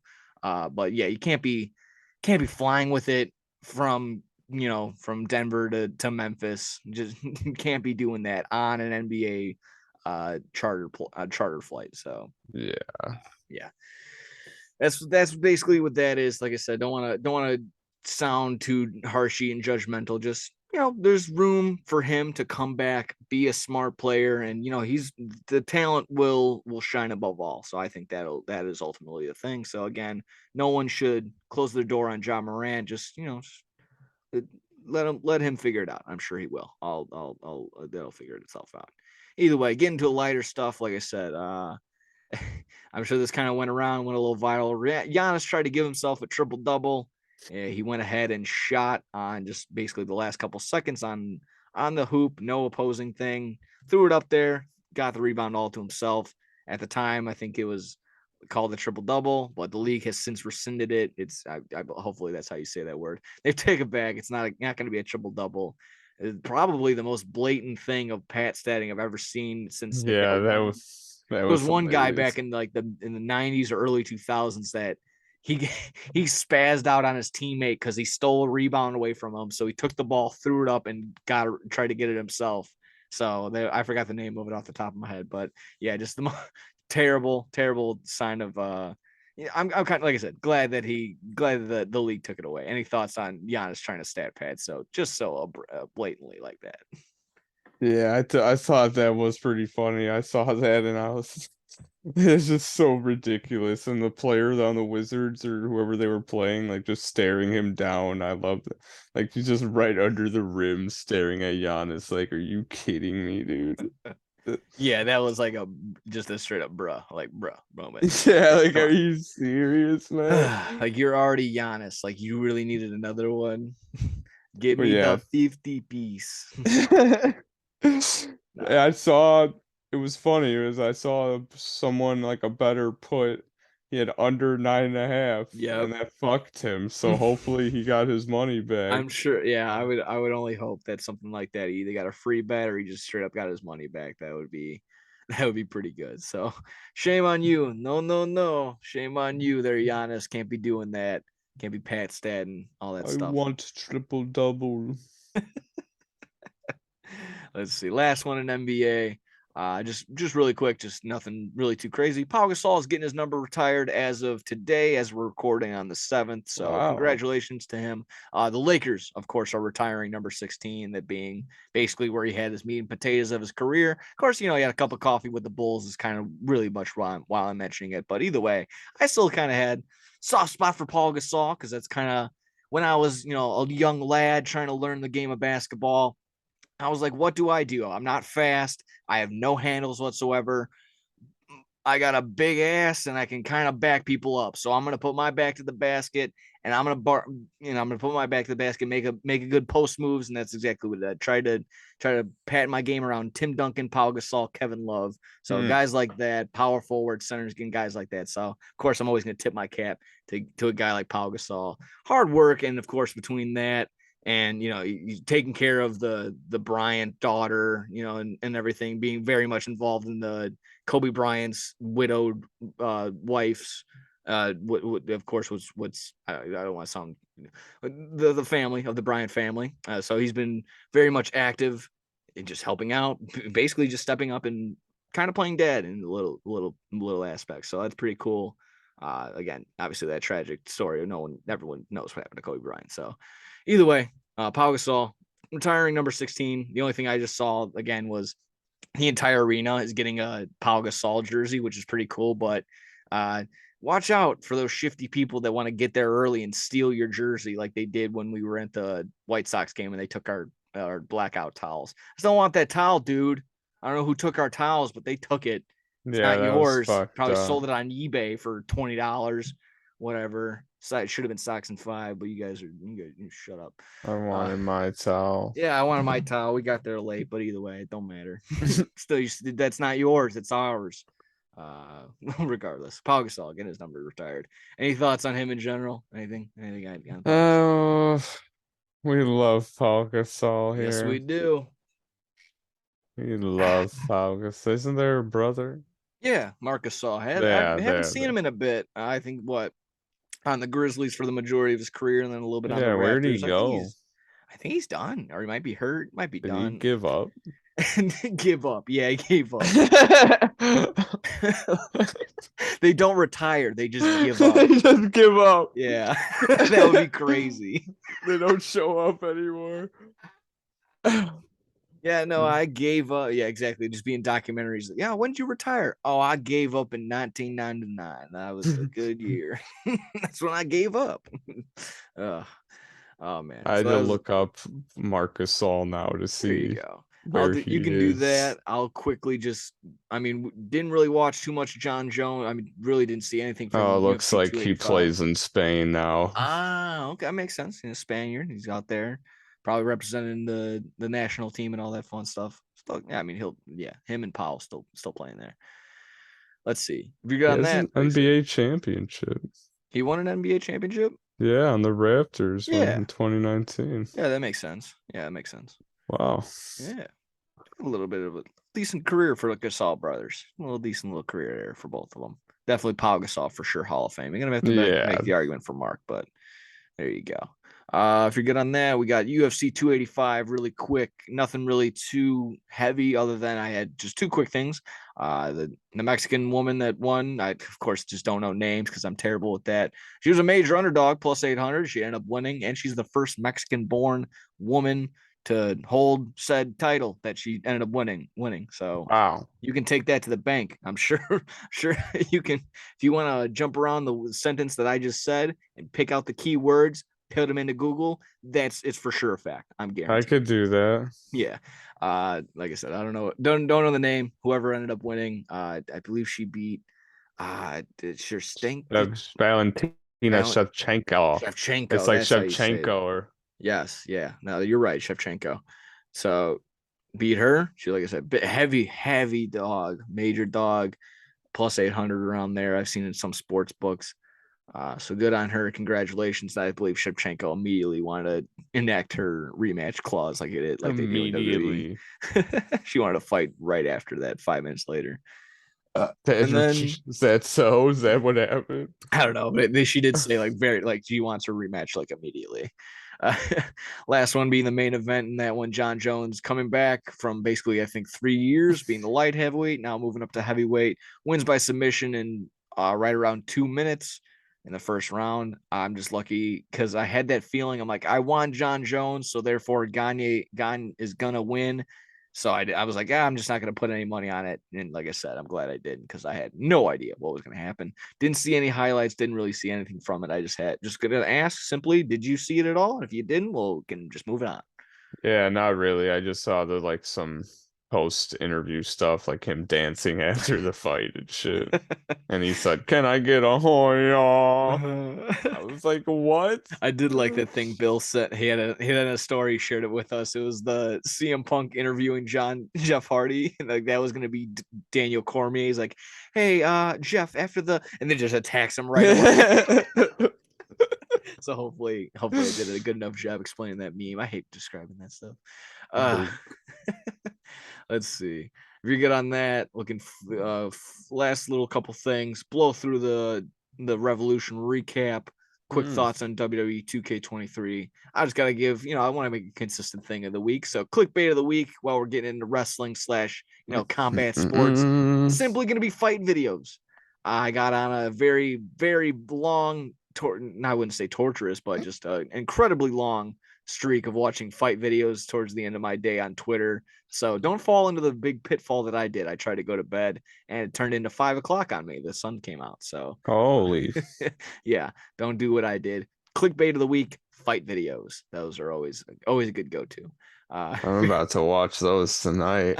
Dude, yeah, exactly. Fight Haven on Twitter. That's been my go-to. Fight Haven. Uh, they've been pretty good. Well, I'm gonna look them It's a up good for follow. sure. Yeah, now that you got your Twitter, you're actually involved in that. Yeah.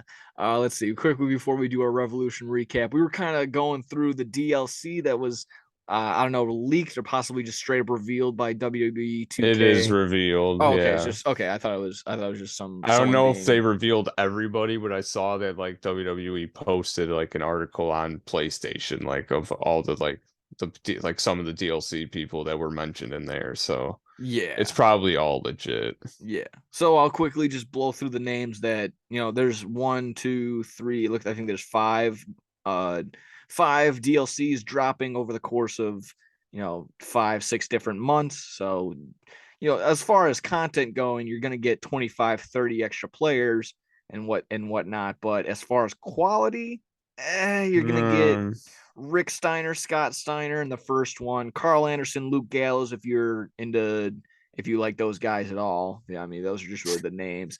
Harley Race in the third one, Bray Wyatt and Zeus in the fourth one. And then Zeus? yeah, Zeus. So if you don't remember Zeus, he's back in the day.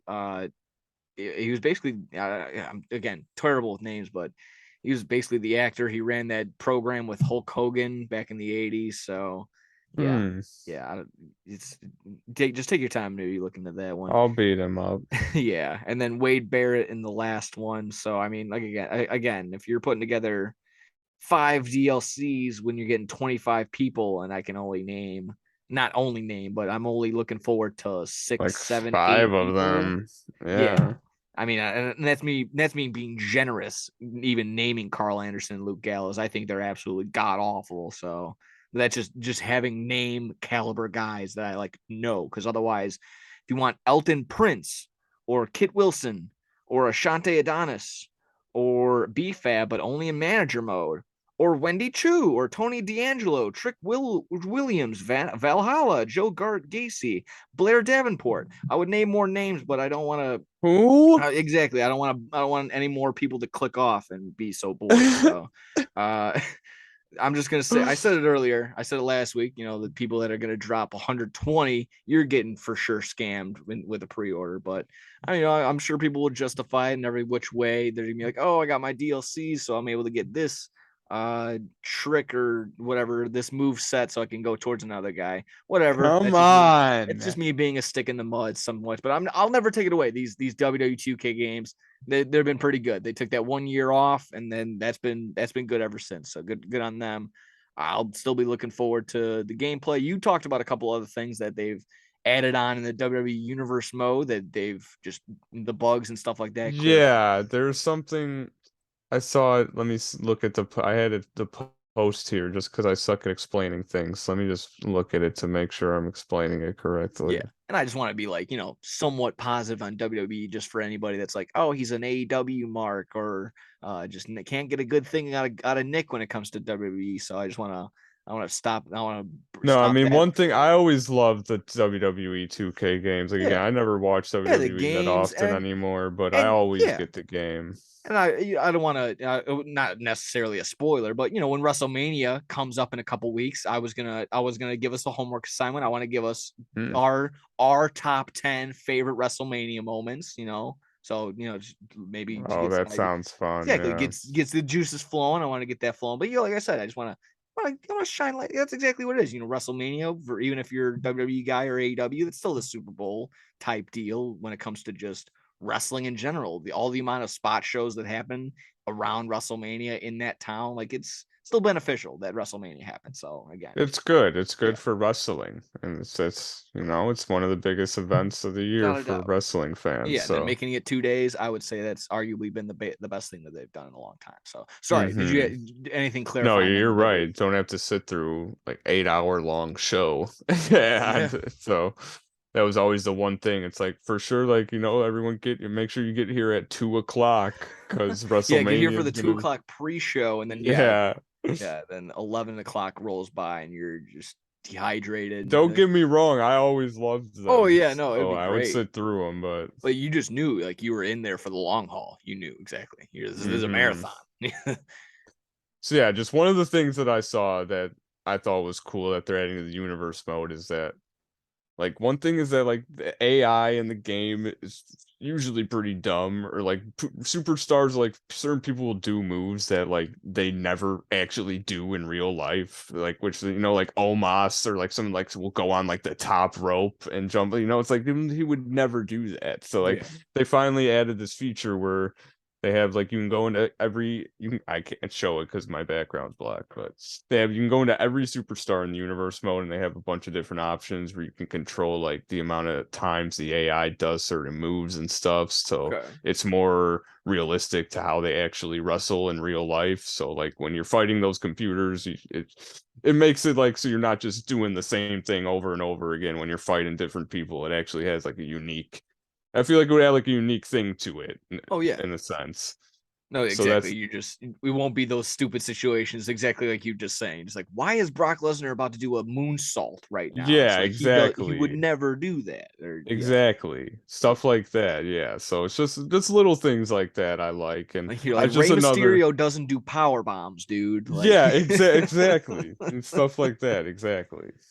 And just my another little thing that I saw was with the Royal Rumble, whenever you can have teams in the game and stuff, and even if you're on a team, the computers will still like fight you, even yeah. if you're on a team. So they finally updated to where like if you have teams, they don't like they'll team up actually in the Royal Rumble, even if they're the computers, so you're not Oh, controlling okay. them. So Okay. that's cool. Like if the You Usos yeah, are in you the said ring at that the now. same time, like they'll actually like work together and Yeah. like not fight each So other. I remember back in the day, and I'm pretty sure it still was involved in the current like WWE Universe mode. You could like set your own rivalries and your own partners and stuff like that. And ultimately you could do that, but it really had no effect. And I hope that's exactly what they're gunning towards. Like hopefully stuff like that. Like, oh, I ran a couple matches against John Cena and now we're enemies. And now, I mean, I was just tag team partners and won the tag team champions with Kofi Kingston. And now we're friends. And exactly that. If we're in the Royal Rumble together, Kofi Kingston's going to team up with me to go up against John Cena or something like that. So I can only, that's pretty cool. That's actually really cool. If it's going to be incorporated like that, that's pretty cool. Yeah, so it seems like they did make some decent updates to this game, so I'm excited for it. The one thing that always pisses me off about it though is my career usually is complete garbage. Like it's always one of the things I look forward to the most, like in sports games, like Madden. I always love Face of the Franchise. I always love playing like the My Player and MLB The Show and stuff. Like it's just nice having your own person. So Yeah. it's always like I'm a big wrestling fan, so it's like I want to have my own guy and win all these championships and stuff. But they Yeah. like the way they have it set up usually just doesn't work. It's just broken and stupid, and like storylines don't work, like rivalries don't work. The championships, like it's just so stupid. So I hope that they update it and fix that in some way this year. So we'll see how that goes. But yeah, I don't know, either way, I'm excited for it. They had the War Games match. That's gonna be fucking awesome. And I'll be playing it once it's out. I Yeah. love that game. Yeah, that'll be good. And like I said, not of course John Cena not my favorite, but I'll end up doing the showcase mode because I like getting the extra stuff, the extra tires, unlocking the extra guys, and Yeah, and the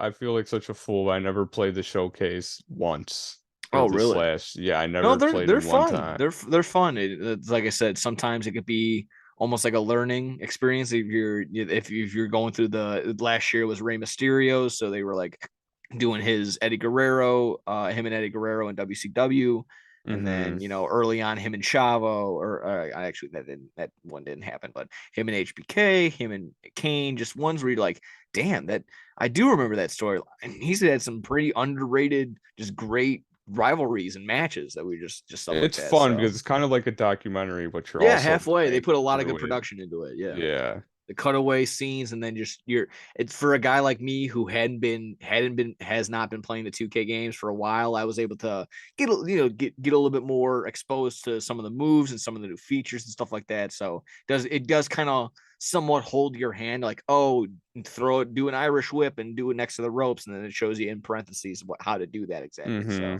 So it's a good learning curve, or it's a good learning tool if some people want to use it like that. But ultimately, like, yeah, if you're just like an achievement whore or something like that, if you just want to get all the extra stuff, like sometimes like I do, the showcase mode's also pretty fun. So Yeah, I'm definitely gonna do that. And I know you got stuff that I didn't even have in the game this year. Like you had Shawn Michaels and stuff, and I was like, I yeah, didn't have Shawn Michaels. Like I wish I had him. yeah, you said just sometimes they get either extra tires or just not buyable characters and stuff like that in the unlockable mode and stuff like that. So pretty cool, pretty fun when they have exclusive stuff like that. That's what gets my gears rolling for stuff like Yeah, that. no microtransactions, or you have to play the showcase to Yeah. get it. Like yeah, exactly. The only way to get the 7, 8 different skins for Rey Mysterio was to do exactly that, to do the showcase mode. So I think that's pretty cool. I think that's pretty cool. Yeah. So yeah, if you're good on that, we can blow through a little AEW Revolution recap, mostly just meat and potatoes of it, and then hop onto our dessert, our Last of Us episode 8 recap. How that Yeah. sound? Awesome, awesome. Like I said, I'll blow through the. I'll just go through the matches. I'll kind of just I'll just exactly that. Just I'll announce them, say who won. You can just put your hand up or whatever. Just stop me dead in my tracks when you want me to just. I'll just be going through these, I just can kind of. use the raise hand feature. Oh yeah, yeah. Like I said, either way. Starting at the 0 hour, Mark Briscoe and the Lucha Brothers take on, let's see, the varsity athletes Ari Davari, Tony Nese, and Josh Woods. Uh, pretty much light work of it. Nothing too crazy, nothing too special. Let Mark Briscoe show off some of his move set, and let the Lucha Brothers not have an off day, but still get in front of the San Francisco crowd. Let them show off their San Francisco gear, because of course Penta Zero Miedo hanging out with George Kittle was pretty cool. So just a little shout out to him, and I guess to San Francisco, the 49ers in general. Mark Briscoe gets the win with the froggy bow on probably Josh Woods or Tony Nese. Doesn't really matter. Not really all too important. A pretty decent little pre-show match. Anything too crazy on anything on that one? Not really. I didn't really catch too much of it, honestly, because I was running around doing Yeah, we're all the running around. We're stuff. getting some food together. That Yeah. was all fun. That was pretty awesome. Yeah. So we got that.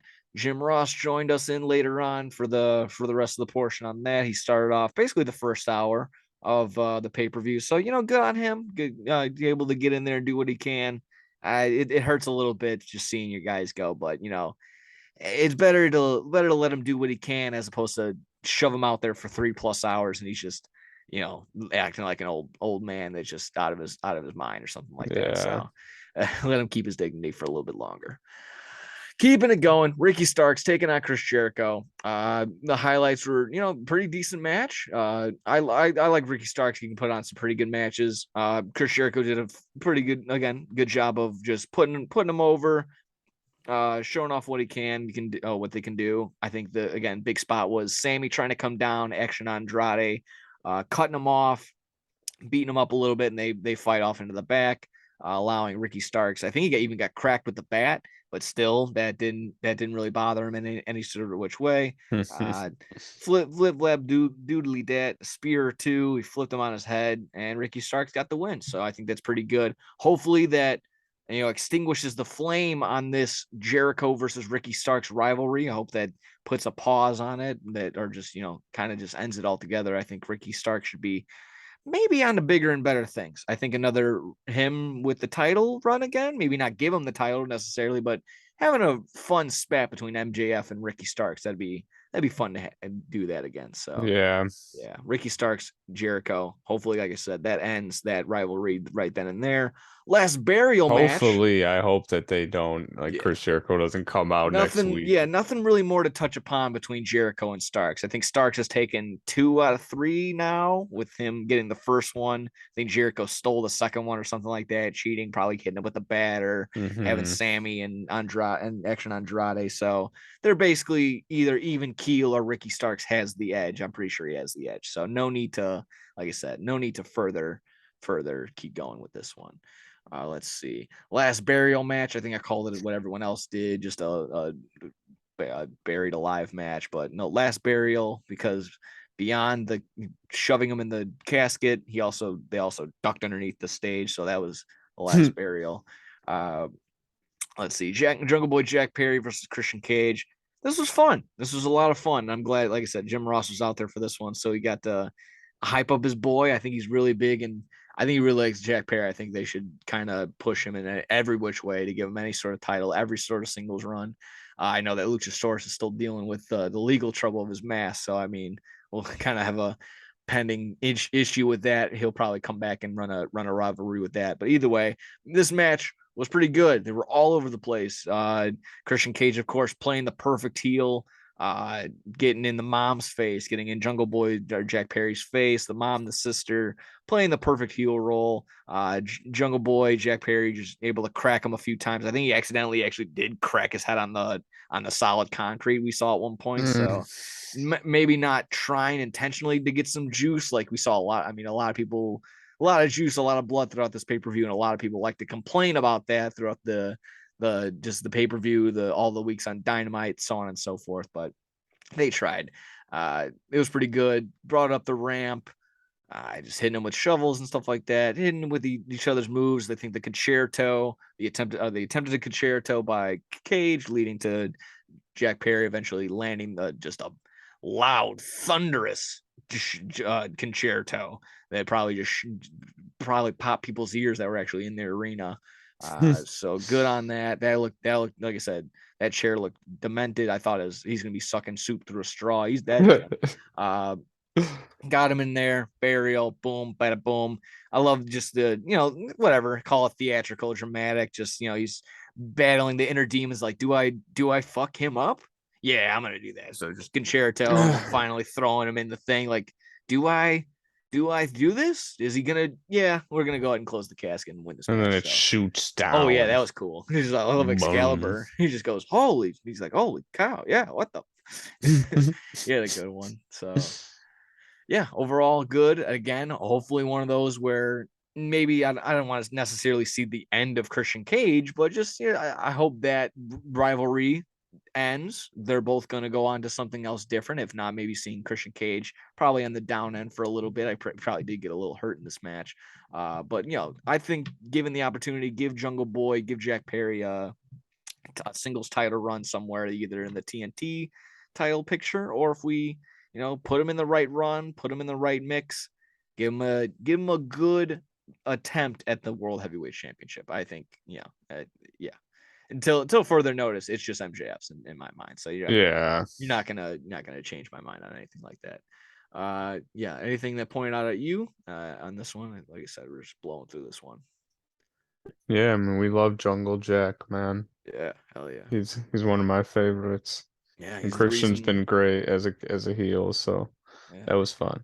Their music is the reason I got my Twitter picture for what it's worth. That's us at what, Double or Nothing 2 years ago, 2 years ago in Jacksonville. So yeah, getting our picture. Like I said, if you buy the paper, you can see us.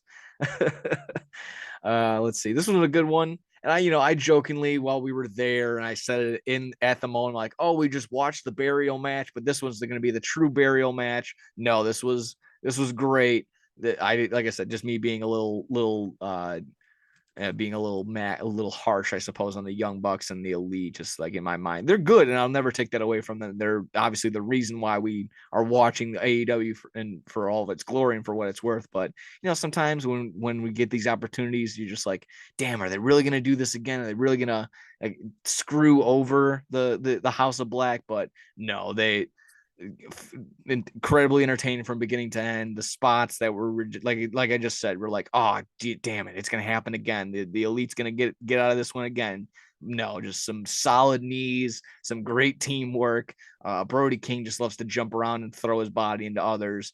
Like I said, for anyone that's we praise them and for what it's worth, and I'm also halfway. I would like to give them some criticism as well. But for anyone that's just like, they don't do this, they don't do that, they sold and they uplifted these guys. They showed they carried a lot of whatever it is that they put the House of Black over. That's what I was trying to say. They did a good job of it. They didn't do this, and they didn't lose in a way that they can get it out. They lost clean, so good for them. Good on the Young Bucks and the Elite.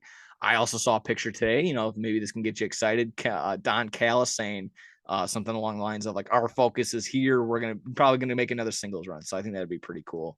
Other than that, great match. Love that the House of Black won the trios titles, and I think my favorite picture of it of all has to be Aleister Black. Malachi Black sitting in the middle of the ring, cross legs, with Kenny Omega also sitting in the middle of the ring, cross legs. So that was just a great little wallpaper moment type deal for them. So yeah, any thoughts on that? I know that the Young Bucks, the Elite's that's your troop, that's your guys. So I wanted to get your thoughts Yeah, on that that. was a fun match. Yeah, and I mean, that's those moments where you don't know what's gonna happen is what makes it great. So it was just very fun and yeah, we thought the Elite were gonna win, and Yeah. then we all were for sure like, oh, this is over. Yeah, And and I say screw over just because that's just like the frustration in me was like, oh, they're gonna do it again. They're using their VP yeah. positions again. They're just constantly their own number one cheerleader fan club. But no, again, just anyone that has that little voice in their head, the Young Bucks did a good job. The Elite, they put the right guys went over that night, and like I said, they'll obviously the Young Bucks will bounce back. They're the Young Bucks. Same thing with Kenny. He's Kenny. He's gonna bounce back. Put again, like I just said, put him in a singles title picture. He'll have a new gimmick and something else going for him right away. So love that. Loved everything about it. Like I said, missed some pretty good spots right there. Moxley and Hangman Texas Death Oh, Match. This was fun. Like I said, for everyone that wanted to, bash or, cry, bitch and moan like, oh, AEW's too much juice, too much blood. John Moxley thinks he's the reincarnation of Stone Cold Steve Austin, or he thinks he's Bruiser Brody or whatever the fuck. Again, just for what it's worth, this, you got to remember, Moxley can have, he's having a fight. Like, these are fights. Like, I'll think of it, if you want to think of it that way, that's why he's getting all this juice. But like when he's in wrestling matches, he doesn't do that. When he was with Danielson in that match a few weeks ago, they had their spots on the outside and whatever, but they weren't beating each other up with bricks and bleeding all over the place. They had a wrestling match, so he can still do both. The fact that he has this leeway to do fights, death matches, GCW type things, he would just rather do that because I think he probably just thinks that's more fun. So if you don't like that, tune out and just go on Twitter and cry and bitch and moan. Feel free. But for, like I said, for if you wanted to just sit back, watch two guys pulverize each other, whether it was with an ironing board, what they had, like I said, bricks in the ring, a chain, barbed wire, tacks. I think they threw probably a midget at somebody. So there's everything. Everything was utilized in this match.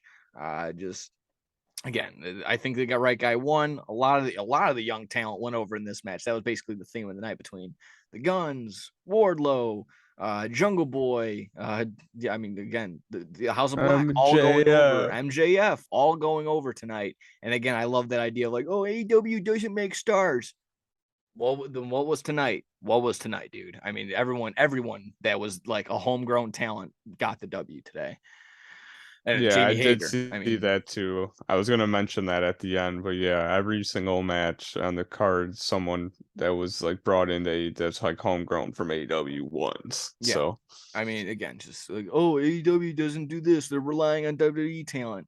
Uh, you're halfway right. You're relying on them to get people in seats and to, put over these guys and make the you need next people with generation. credibility in order to get Yeah. for people to Yeah, watch. I know. And that's why I just want to be not so frustrated because it's just like, you can't, like, some people just aren't as well established in the wrestling world to understand that. So take the time to educate them, throw that out there, inform them that that's exactly what they're doing instead of just, getting into back and forth arguments with people you'll never meet. That's just kind of me talking to myself right now. So like I said, either way, I liked Moxley and Page. It got a little not goofy at the end, but a little bit of like, all right, let's go with this. He just kept hitting. He kept hitting him with the sink and the choking him out. And he's like, oh, he's at 8, he's at 9, is he getting up? Oh, he got back up. And then after only one attempt of, he choked him. He literally couldn't get out of it. So it's kind of a good way. John Moxley taps out being hung by the Hangman. So a good Mm. representation right there. A good little visual right there. Fine, works for me. And again, it not doesn't need to end their rivalry, but put a pause on it for now. They've been beating the hell out of each other, and Moxley's just been he's been all over the place, and you give him a break too. Just let him give his bones a break. So again, pretty good. If you like the car crash, if you that was fine. If you were, I don't like blood in a death match. I didn't think there was going to be blood. I don't know what you wanted to see. Yeah. Yeah. So that was pretty good. Let's see. The King of Television. Didn't know that was his nickname. Samoa Joe taking on Wardlow for the TNT title. Pretty good. Again, I guess I'll just keep throwing it like that. Nothing too crazy, and kind of just We're moving not the storyline expecting along. Wardlow to win. Yeah, not necessarily, no. But at the end, when in hindsight, I was kind of like saying, oh, that it does make sense. For those who haven't seen or just don't know just yet, didn't read the spoilers. Mark Briscoe comes out after the Ring of Honor taping, so Samoa Joe and Mark are gonna run a program for the Ring of Honor television title. So let them focus on that. Give the team. I'm always a fan of, and I've said it a bunch of past episodes, and even the Degenerates podcast when we used to review pay-per-views. Let the TNT title go place to place. Let it it's short-lived and whatever. So give them some hype while you can. So I think that's okay. And why we haven't seen Wardlow in a minute. Again, let him get the good rub. So I think that was fine. No, they just had a big man match. That was basically it. Yeah. Yeah. So good. Nothing too crazy. I wouldn't put it on like the all-time top 5, like a 5-star list or anything like that. But they got the job done. That's just sometimes what you need to do in this industry. Let's see. Almost wrapped up right here. Tag team match. The Acclaim, Jeff Jarrett, Jay Lethal, Danhausen, Orange Mm-hmm. Cassidy.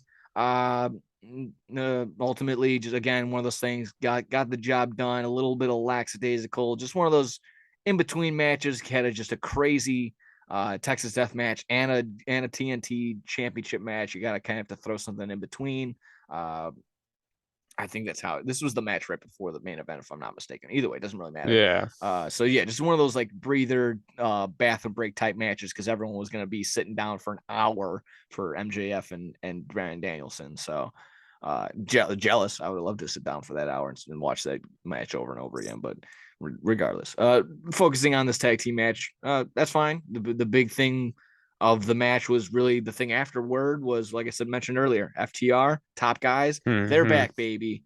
I don't know if there was any mention on their podcast or if it was just a work between them not getting recognized with their wrestling honor observer awards and stuff like that. So that's all there. We see that they're basically locked up for a little bit of time. And like I said, I caught wind a while back that the Dax Harwood, Cash Wheeler very much want to be like the front runners, the flagship, the people that take the flag into battle for Ring of Honor. They want to be the people right in the front line, ready to go, representing everything, and just exactly that, make it a household name, make Ring of Honor a household name. So hopefully, like I said, with that being said, and them coming back, makes me believe that they're honorable and they're nice and they're good like that. So that's pretty cool. Let me see. There was that. I think I just overshot the Jamie Hayter, Yeah, Ruby I was just gonna say Soho. that, but Yeah, with nothing really too crazy. Again, Jamie Hayter retains. Ruby Soho finally makes her decision. Meh. uh I mean, I'm all for women's wrestling and all that, but you just gotta make it worth it in my mind. And this is an okay match, and I'm not. Yeah, I would just be more or less like, give me more Jamie Hayter in some sort of sense like that. She can still put on a show. And I kind of agree with my brother. He threw this out to me. He's like, I'm just glad that Ruby Soho is not a face anymore. She's just so brutal when she's trying to be likable. It's just easier for her to be a heel. And she's not like a yeah, great heel, but it's just easier for her to be a heel and not try to be so likable when you look like the Joker. So I don't know. that's true. Yeah. So That's a good point. yeah. So there's that. Like I said, oh, decent match for what it's worth, but whatever. I'm glad they're doing that. And then yeah, they'll probably later on down the line, like everyone and their mother thinks, Britt Baker's probably going to turn on Jamie Hayter in some sort of sense or whatever. Yeah. we'll get something like that. We'll get some sort of big grudge match, but of course that's way down the line. Not going to worry about that. We are going to worry about the 60-minute Iron Man match, and we're going to take you minute by minute, 60 minutes. There we All go. no, I'm just kidding. We just obviously Get not going to see ready. it for another hour. But no, I mean, I'll uh, I'll I'll let you give your piece on it because I'm about to just give all of its praise and all of its flowers all right away. So just before I talk for probably the next 25 minutes on of it, just what were your thoughts, your ultimate takeaways from this, just and everything. Just what would you think? Um, I thought it was the best Iron Man match I've seen. I haven't seen much Iron Man matches, I'll say, but I mean, it's hard to keep people engaged for 60 minutes. I will say that, and they kept me engaged for the entire match. So, and that alone is a hard thing to do, and to keep the audience involved too the entire Especially time today. is, yeah, with how people are today can barely pay attention to anything. I mean, it was very it's just fun. It was a great wrestling match. It shows what wrestling is. It's just what wrestling is all about. They did everything in there that we love to see, and I just like you love little things like just like the thing like they make the match seem like it's over, and then it's a Tony Khan says it's going to be sudden death and like stuff like that, and like just like it was like everything up to that point was great, and then we were like, oh, that was kind of a lackluster ending, and then they just add that on to it at the end to make it even better, and it's like it was just great. It was just 60 minutes of wrestling, and Brian Danielson uh, is great. Him and MJF were just doing multiple like just very great technical holds and like wrestling moves on them like just throughout. Like it was just awesome. It was just great. I can say so many things about it too. It's like what a main event should be. It's MJF is truly um one of the best right now. I mean, you can't really debate that at all. He's so good on the mic. He's really one of the best in the ring. He doesn't need to do all of these flips and stuff that certain people do to get over. He's just like he's literally what a world champion is. So AEW having MJF is huge for them. I really don't think people understand just how good he is. Like I don't think people in WWE that like watch WWE don't praise like he's just another Miz or it's just like no he's not.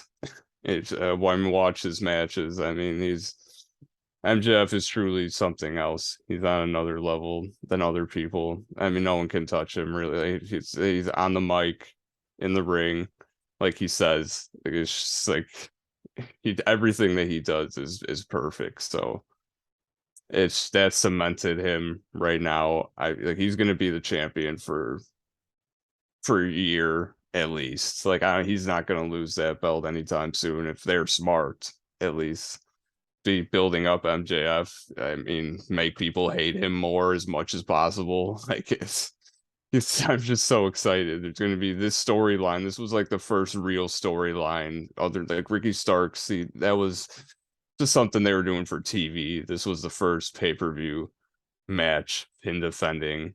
They built it up perfectly. I mean, AEW has such a stacked roster. There's endless opportunities for what they can do with MJF. It's so exciting. I mean, that was really it was one of the best matches I've seen in a while. I was sitting so the whole night I was like moving around and moving with the food and stuff, cooking, sometimes I was on and off with matches, but I was sitting watching that whole thing, not looking at my phone, not doing anything else. I was invested, and that's AW is awesome when it could do stuff like that. So I mean, got me talking forever about it. It No, was dude, that's just, no, that's what we want. That's what we want to hear. it was You've just said so exactly. I awesome. would sign my name next to just about everything that you said so far. I mean, keep going, dude. I mean, yeah. everything. Yeah, it's great. MJF is great. Bryan Danielson's great. I mean, just like I can't wait for MJF versus Adam Cole. I can't Yeah. wait for like it's like there's so many things that they're gonna be able to do. MJF and Kenny, like it's gonna be great. It's gonna be great. I mean, you said it, and of course MJF has said it himself a million times. No one can touch him. No one can touch him on the mic, in the ring, in when it comes to just small things, facial features, selling, just being knowing when to yell, crowd interactions, whether or not it was tequila or not that got splashed in that kid's face. Yeah. That's getting sorted out. That's neither here nor there. How's he supposed to know? How's he supposed to know? And again, I Whatever. saw someone talking about that. They're like, so, and like, they're like, how bad really was it? Because the kid that got the thing splashed on him, he got to meet or he got to meet Hobbs backstage, and they gave him, and Tony Khan gave him tickets to Yeah. Dynamite this Wednesday, and it's like, so he got to meet his favorite wrestler, he got tickets to the next Dynamite, and he got to be backstage just for a little like liquid to get spilled on him. Yeah, You for know, a it's like, misunderstanding. Yeah, I mean, well, it probably I won't take it away from him. It probably burned like all hell and it sucked. But like that I would probably definitely look the other way. Be like, yeah, you know what? I would probably take another one to the face if I got to meet somebody else too. I mean, I don't. That's just me being the wrestling fan. yeah, But I mean, just getting to the match, getting to everything, and that again, just another point that you kind of touched upon that I, that would just be my driving point for the what I was going to talk about. I hope that everyone finally recognizes, Roman Reigns has had the title for 700 days, yada yada yada. Truly, Kenny Omega is a phenomenal performer, not only just here, internationally, over in Japan. And then people will just say John Cena, Undertaker, in terms of, The Rock, in terms of people that are retired. But who's really number one in everything? Who's performing on all these a five tool player in terms of wrestling? It's MJF. He's got everything. He's got the mic skills, in ring performance. He's young as all could be. He's carrying it around. He's turning life tragedies into storylines. He's talking about how his girlfriend or his fiance broke up with him, and they produced one of the phenomenal back and forths between him and Danielson. Danielson saying, "You deserve to be broken up with," and all that stuff. Just amazing stuff that he's able to just turn around and do and turn it into that. I using minimal amount of things, like just he's not working. He had what, one match with, he had the run with Ricky Starks in the on TV match for the title, but after that, what, his Takashita match, oh and then yeah, just like that, between that, he's only had a couple other matches in between. He works smart, and you get all that heat on him simply by him talking and just being around and being an asswipe. yeah, he So if you're doesn't need able to to do, wrestle every week yeah, or and you know what? Does he need to? Yeah, I would love for him to wrestle, but then that takes away the specialness and mystique. Yeah, exactly. So yes, I would rather see him just sit there and talk every single week, and then I get the treat is him wrestling and putting on a phenomenal performance like he did and showed you. Not only can he do the flips, he can jumping off and doing the hardcore stuff, selling. They're doing a bunch of technical stuff. They're doing all the roll ups. They're doing all the submissions. He's showing you. He showed everyone that he knows everything and that he can not only, like I said, just not only do the moves and show emotion. Do I can't praise it enough that not only not only is he the best wrestler going on, the hottest commodity right now, and anything right now. Again, with WrestleMania going on, you can say Roman Reigns this and Logan Paul that or whatever, but it is MJF to the true wrestling fan that knows what's going on. MJF is where it's at. And it's exactly that. Just what you were said earlier. As long as AEW knows what they got, they should have no problem just taking care of this and making sure he's his own. And I mean, I can't get over it enough that this not only is he the hottest thing going on in wrestling, that may have been not just the best Iron Man match that could have been the best match in AEW history as of right now. And I'm sure, it maybe Yeah, is and I recency said it right bias. when the match ended. I was Yeah. like, that's one of the best main events I in mean, AEW's ever had. call it recency bias or just us being AEW marks or whatever you want to label us as, but simply when you get down to it, you should go play by play, minute by minute. Between that, I would say maybe Omega and Danielson's Iron Man match, Pac and Omega as well, just singles competitions, and of course you always want to throw in Omega and Adam Page versus the Young Bucks versus uh, the Lucha Brothers in either the Dia de los Muertos or the Steel Cage match, whatever Yeah, one you want to both choose. those are You insane. got Cody and Dustin, and I mean, exactly. I'm running through a bunch of them that have been like the highlights, but in terms of what's been the most impactful, I think this has to be. And again, just not just from MJF, a phenomenal performance from Danielson shows again like he's truly like what I mean he has an award named after him in the fake awards or whatever, but it's like he deserves that still, like he deserves something to be named after him in this wrestling industry. And it just goes to show you that they did a phenomenal job from beginning to end. This is great. I love this pay-per-view overall, and then this Yeah. the absolute greatest cherry whipped cream on top was this phenomenal greatest pay-per-view main event as of right now in AEW history. So that was basically it. Like I said, I would keep going, but I mean I would go all day just talking about how great this match is. I Yeah. mean, it's kind of what we're missing a little bit. General, a little bit of heat. These guys seemed like they actually wanted to, like they hated each other. They didn't really. They only that one little scrap in between each other. But otherwise, MJF did his gauntlet of, oh, you gotta beat the guys I hire, and they're gonna try and beat you up, and then this, that, and the other, and then only then will you be able to get that title shot. I tells you. But I mean, he did that. They did everything, and then if anyone wants to argue like, oh, MJF can't win clean, first off, that's how they're booking it.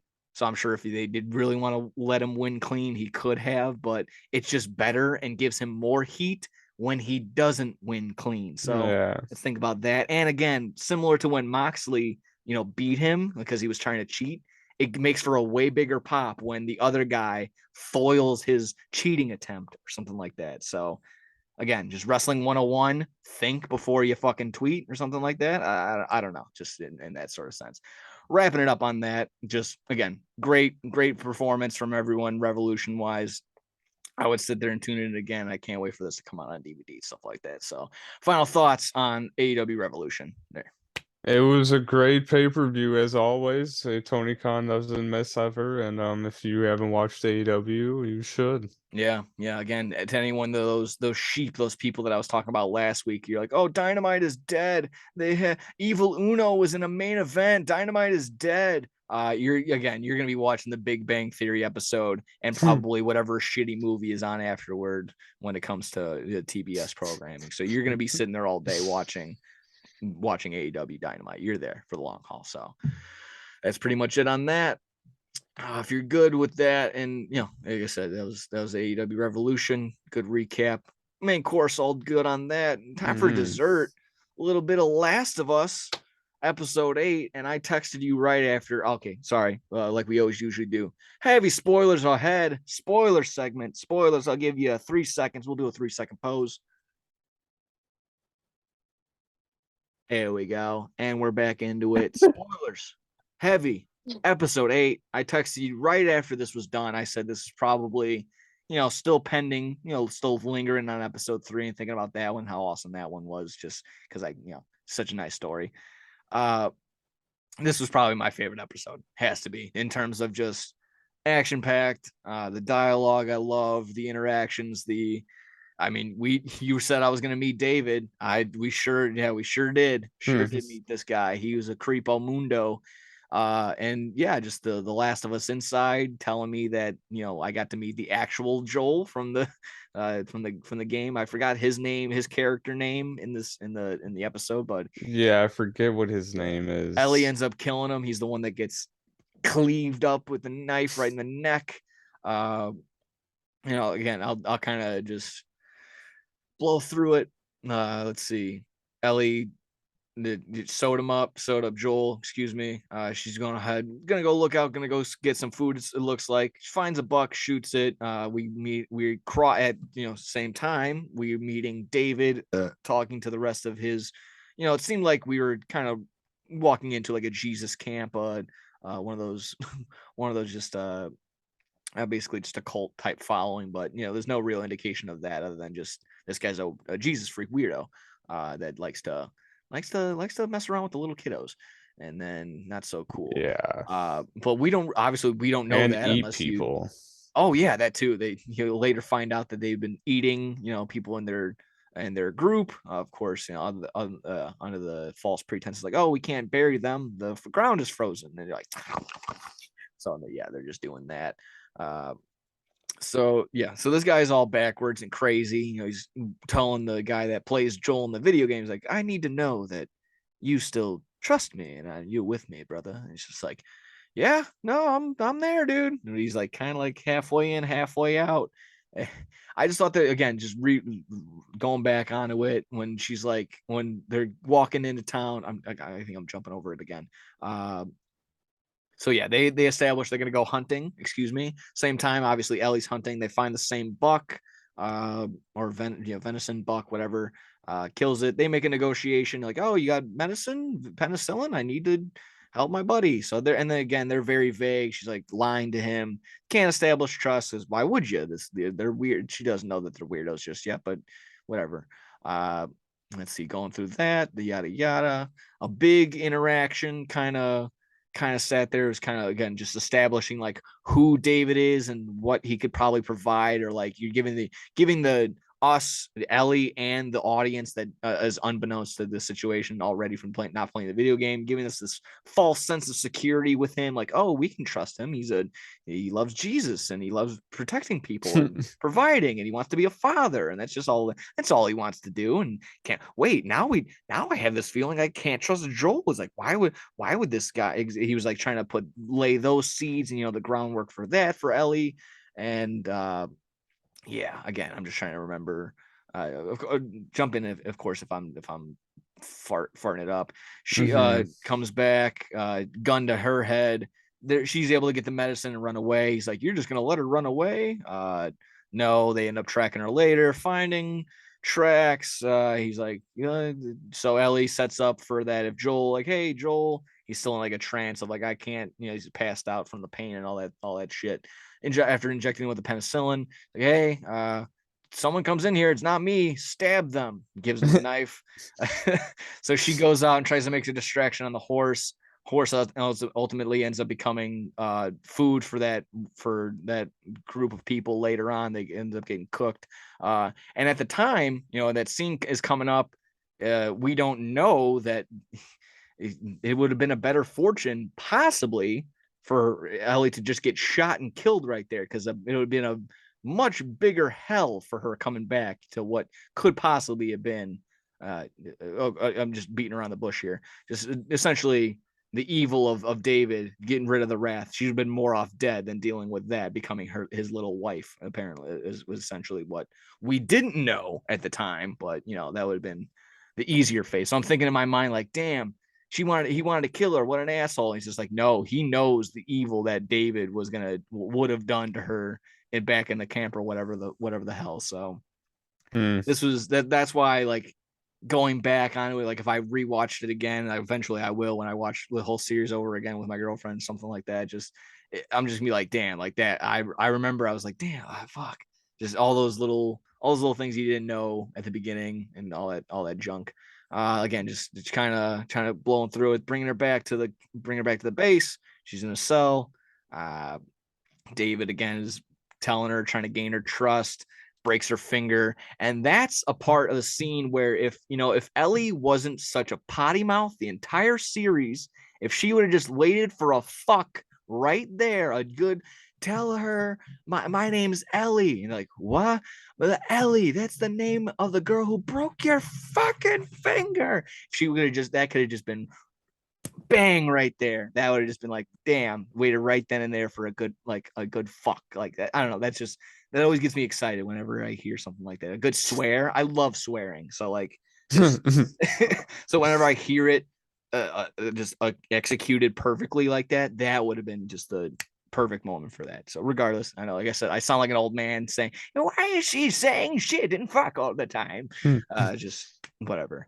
Uh, regardless, great scene right there. She's been just killing it as this Ellie character. I don't know the girl's name off the top of my head, but Bella Ramsey. yeah, there you go. Thank you. She's been absolutely murdering it. And then let me see. Yeah, getting to finally the meat and potatoes. I'm also jumping around. Joel's, he's fighting off people, and that was such an intense fucking. That was so awesome. He's just telling him, like, and tell your friend he better point to the same spot. And he still kills him anyways. It's exactly what he said. I was thinking the exact same thing. He's just like, oh, you motherfucker. Like, I'm not telling you nothing. He's like, that's okay. I believe him. And just fucking kills him too. I was like, yes, that was so awesome. Yeah, that scene and the one with Ellie and the David, like those are all straight from the game. So Oh yeah. I mean, those are awesome. that was absolutely awesome. That scene. Yeah. And then wrapping it up, getting towards the end of it. We go finally pan back towards Ellie. Ellie is all over the place. She finally gets out of the grasp of David after explaining, like, oh, I bit you, I'm infected, look at my arm.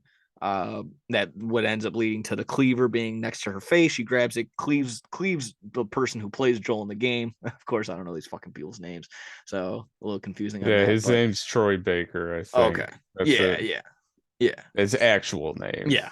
So okay. So he gets cleaved. Doesn't really affect David all too much. That wasn't really much of his friend, I suppose. He just wanted to get his rocks off. He just unemotionally takes the cleaver out of his neck. On to the next thing. Let me see. It starts burning down, which starts getting a little crazy. Gets a little hot for me. I'm just sitting there like, David walks by it. He doesn't freak out. Like, hey, like, that's on fire. I don't. And then I kind of thought about that, and I reflected on him. Just like he was either just so horned up that he just didn't care, or it was just one of those things where, does it really matter? We're down to no rations of food. If I die now or if I die in a week, I mean, what's the difference? So I rather just burn down in this building, trying to get my last hoorah out of this, trying to get with Ellie, I suppose. So And that place in the game, that place is on fire. So yeah, I was thinking that was just like like a way to set the place on fire. yeah. Like it just happened so fast. Like she just lit that thing on fire. She just Yeah. like woo. Yeah, exactly. That was pretty. Yeah, exactly. Something weird. She had the firewood, threw it at his face, and that's what started getting the curtains all up in Yeah, flames. that's a So boss fight in the game. yeah, You play as Ellie and you have to like hide around the booth and like get behind David and fuck him up. and And that was so the thing in the post thing in the Last of Us Inside. Is like, oh, this was the episode, or this would be the part in the game. You're like, oh, I'm Ellie. And like, oh, yeah. fans are so excited because they get to play Ellie, and like, and yeah, from what I understand from this, like the side by side Facebook clips or YouTube scenes that I see sometimes when they do the comparison, they did a pretty good job of basically setting the same tone of what the video game did. And excuse me. Oh yeah, getting Mm. right towards that end, she sneaks up on him, stabs him and whatnot. They get into a whole rigmarole wrestling match. But does Joel save her in the game, or does Yeah. okay? So that was the thing, and again in the inside of it, she's like, we saw that part, we wanted to completely get away from that. We wanted Ellie to establish herself. I mean, experience that trauma in some sort of way, and that, of course, leads to a character thing, more character build, and then just having that scene at the end where Joel turns her around and she's still in like fight mode, obviously, because she just had this traumatic experience happen to her. She's been attacked, and she's being, just exactly that. She's trying to she's about to get molested. Yeah, David was yeah. Yeah, so just she turns around, she's like, no, no, no, and then of course Joel brings her in. He's like, it's me, and just like it says like breaks the. I don't know if they've had nicknames for each other or nothing like that. He's like finally calls her like baby girl or something like that. Like just Yeah, something. that's what he used to call his daughters. Yeah. That's So the whole exactly. thing. I mean, Yeah. so yeah. So it all finally, like, we see the build up and finally like the breakthrough for Joel too, that he's actually finally like come to grasp, like we can I don't know, we can love and accept each other. That this isn't just she's not cargo anymore. She's a person. She's a loved Yeah. one now. That's maybe just the final arc that we were going from the beginning of the episodes, like literally a line that he said, like, your cargo, you're a briefcase, basically, your suitcase. So I think, again, ultimately that's why I love this episode so much, for just the action and the amount of just the emotion that was in it, and just, again, the finally, like, the breakthrough moments, like, oh man, not like oh, like, again, just a big moment for Joel, like he can finally, I don't know, love, or just, have that feeling towards someone like that, or something like that. So all around phenomenal episode.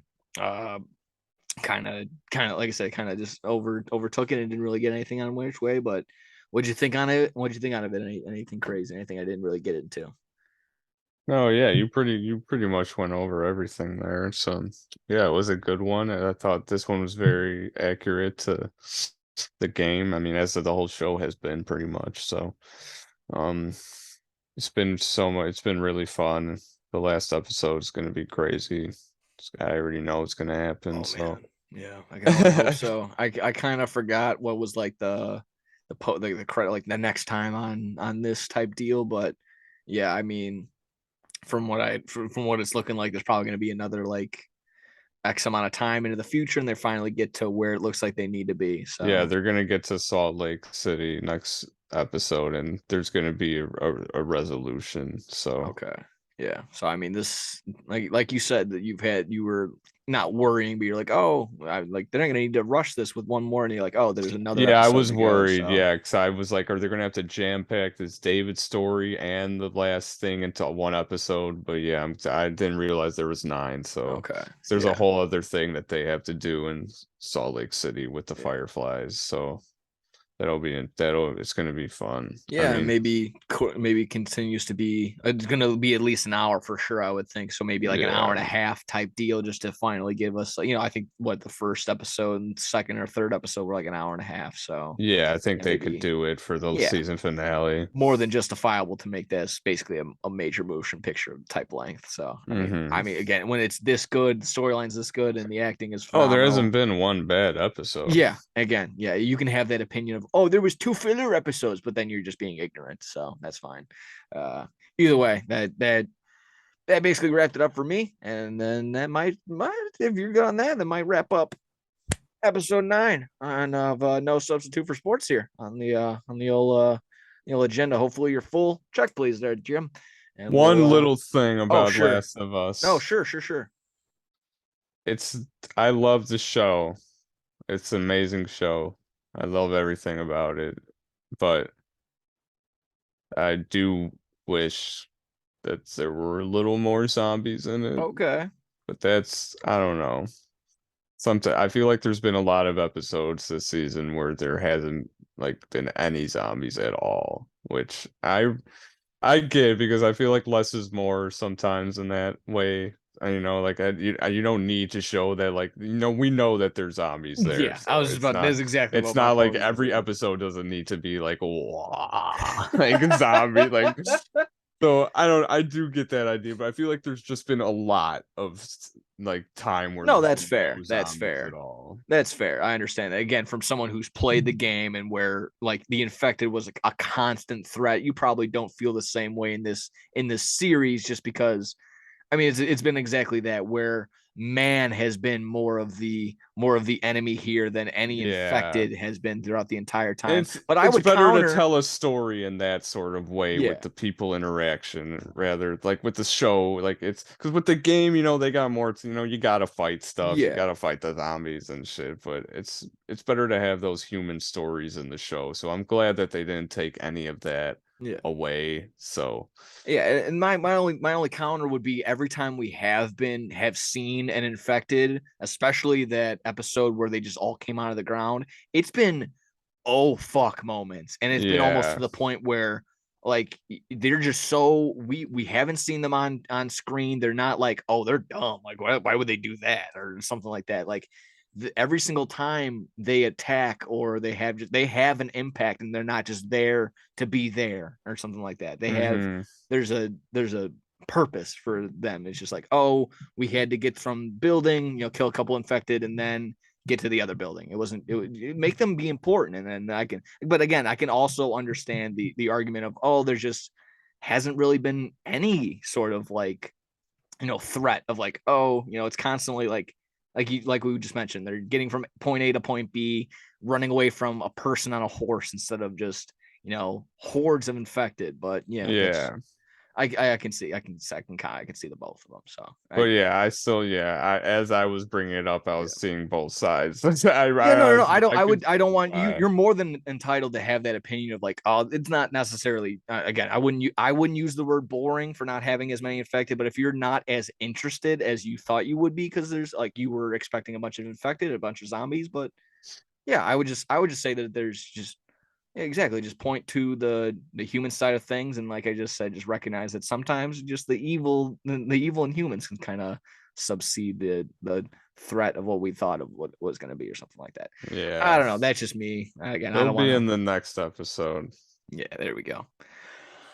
There we go. Maybe they might not be. I don't know.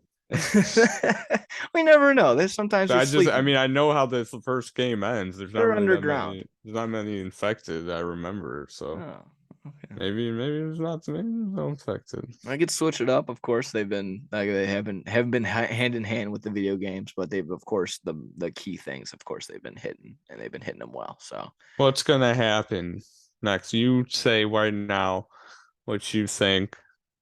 How it's gonna end. I mean, to be honest, I literally have no idea just because I've been like just so wrapped up in everything else that's going on. I completely forgot like what their real end goal is besides like they just want to get to they're trying to get to the Firefly end point where they already have an established like person who they need to talk to because they talked to they set it up a while back, 8 months ago, basically. They're trying to get to where the Fireflies are in Salt Lake City, and all that we really know in the show right now is that Ellie's been bit, but there's no reason. We don't really know like why she's fine or not. Okay. So yeah, it's gonna be my thing is it might be one of those things where we finally get to our end goal and it's not cracked up what it's supposed to be in any sort of sense, and either these guys are cracked up wing pots or possibly half of them are dead or they don't trust Ellie or something. I'm going to throw out every really prediction that I have right now on my table.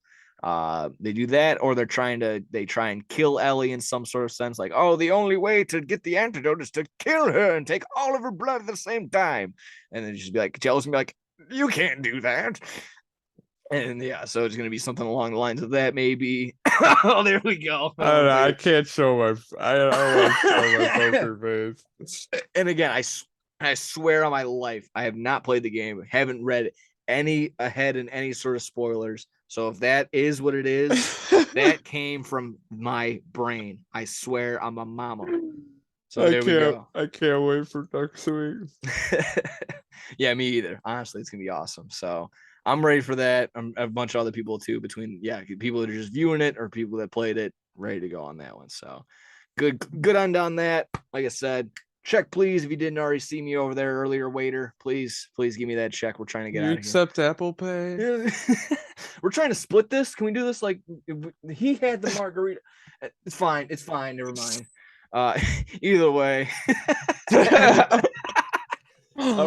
Ending of Last of Us episode 8, end of No Sub Super Sports episode 9. Thank you for joining us. Thank you for everything in between. Thank you, Troy. Troy sent me his notes. Thank you for sending me your notes during the basketball game. I know that had to be a tough ordeal of dealing with Alan throughout that because I know he wasn't taking his notes. But Alan, take your notes. Everyone, thank you for joining in, listening, sharing us, liking us. Everyone on, like I said, I share this on everything, so everyone is just sharing the love around, loving it, exactly that. Like it, thumbs up, subscribe, do all that fun stuff. Take care of yourself and each other. We'll see you next time. Next week, episode 10. We're finally in the double digits. We'll see you. Woo!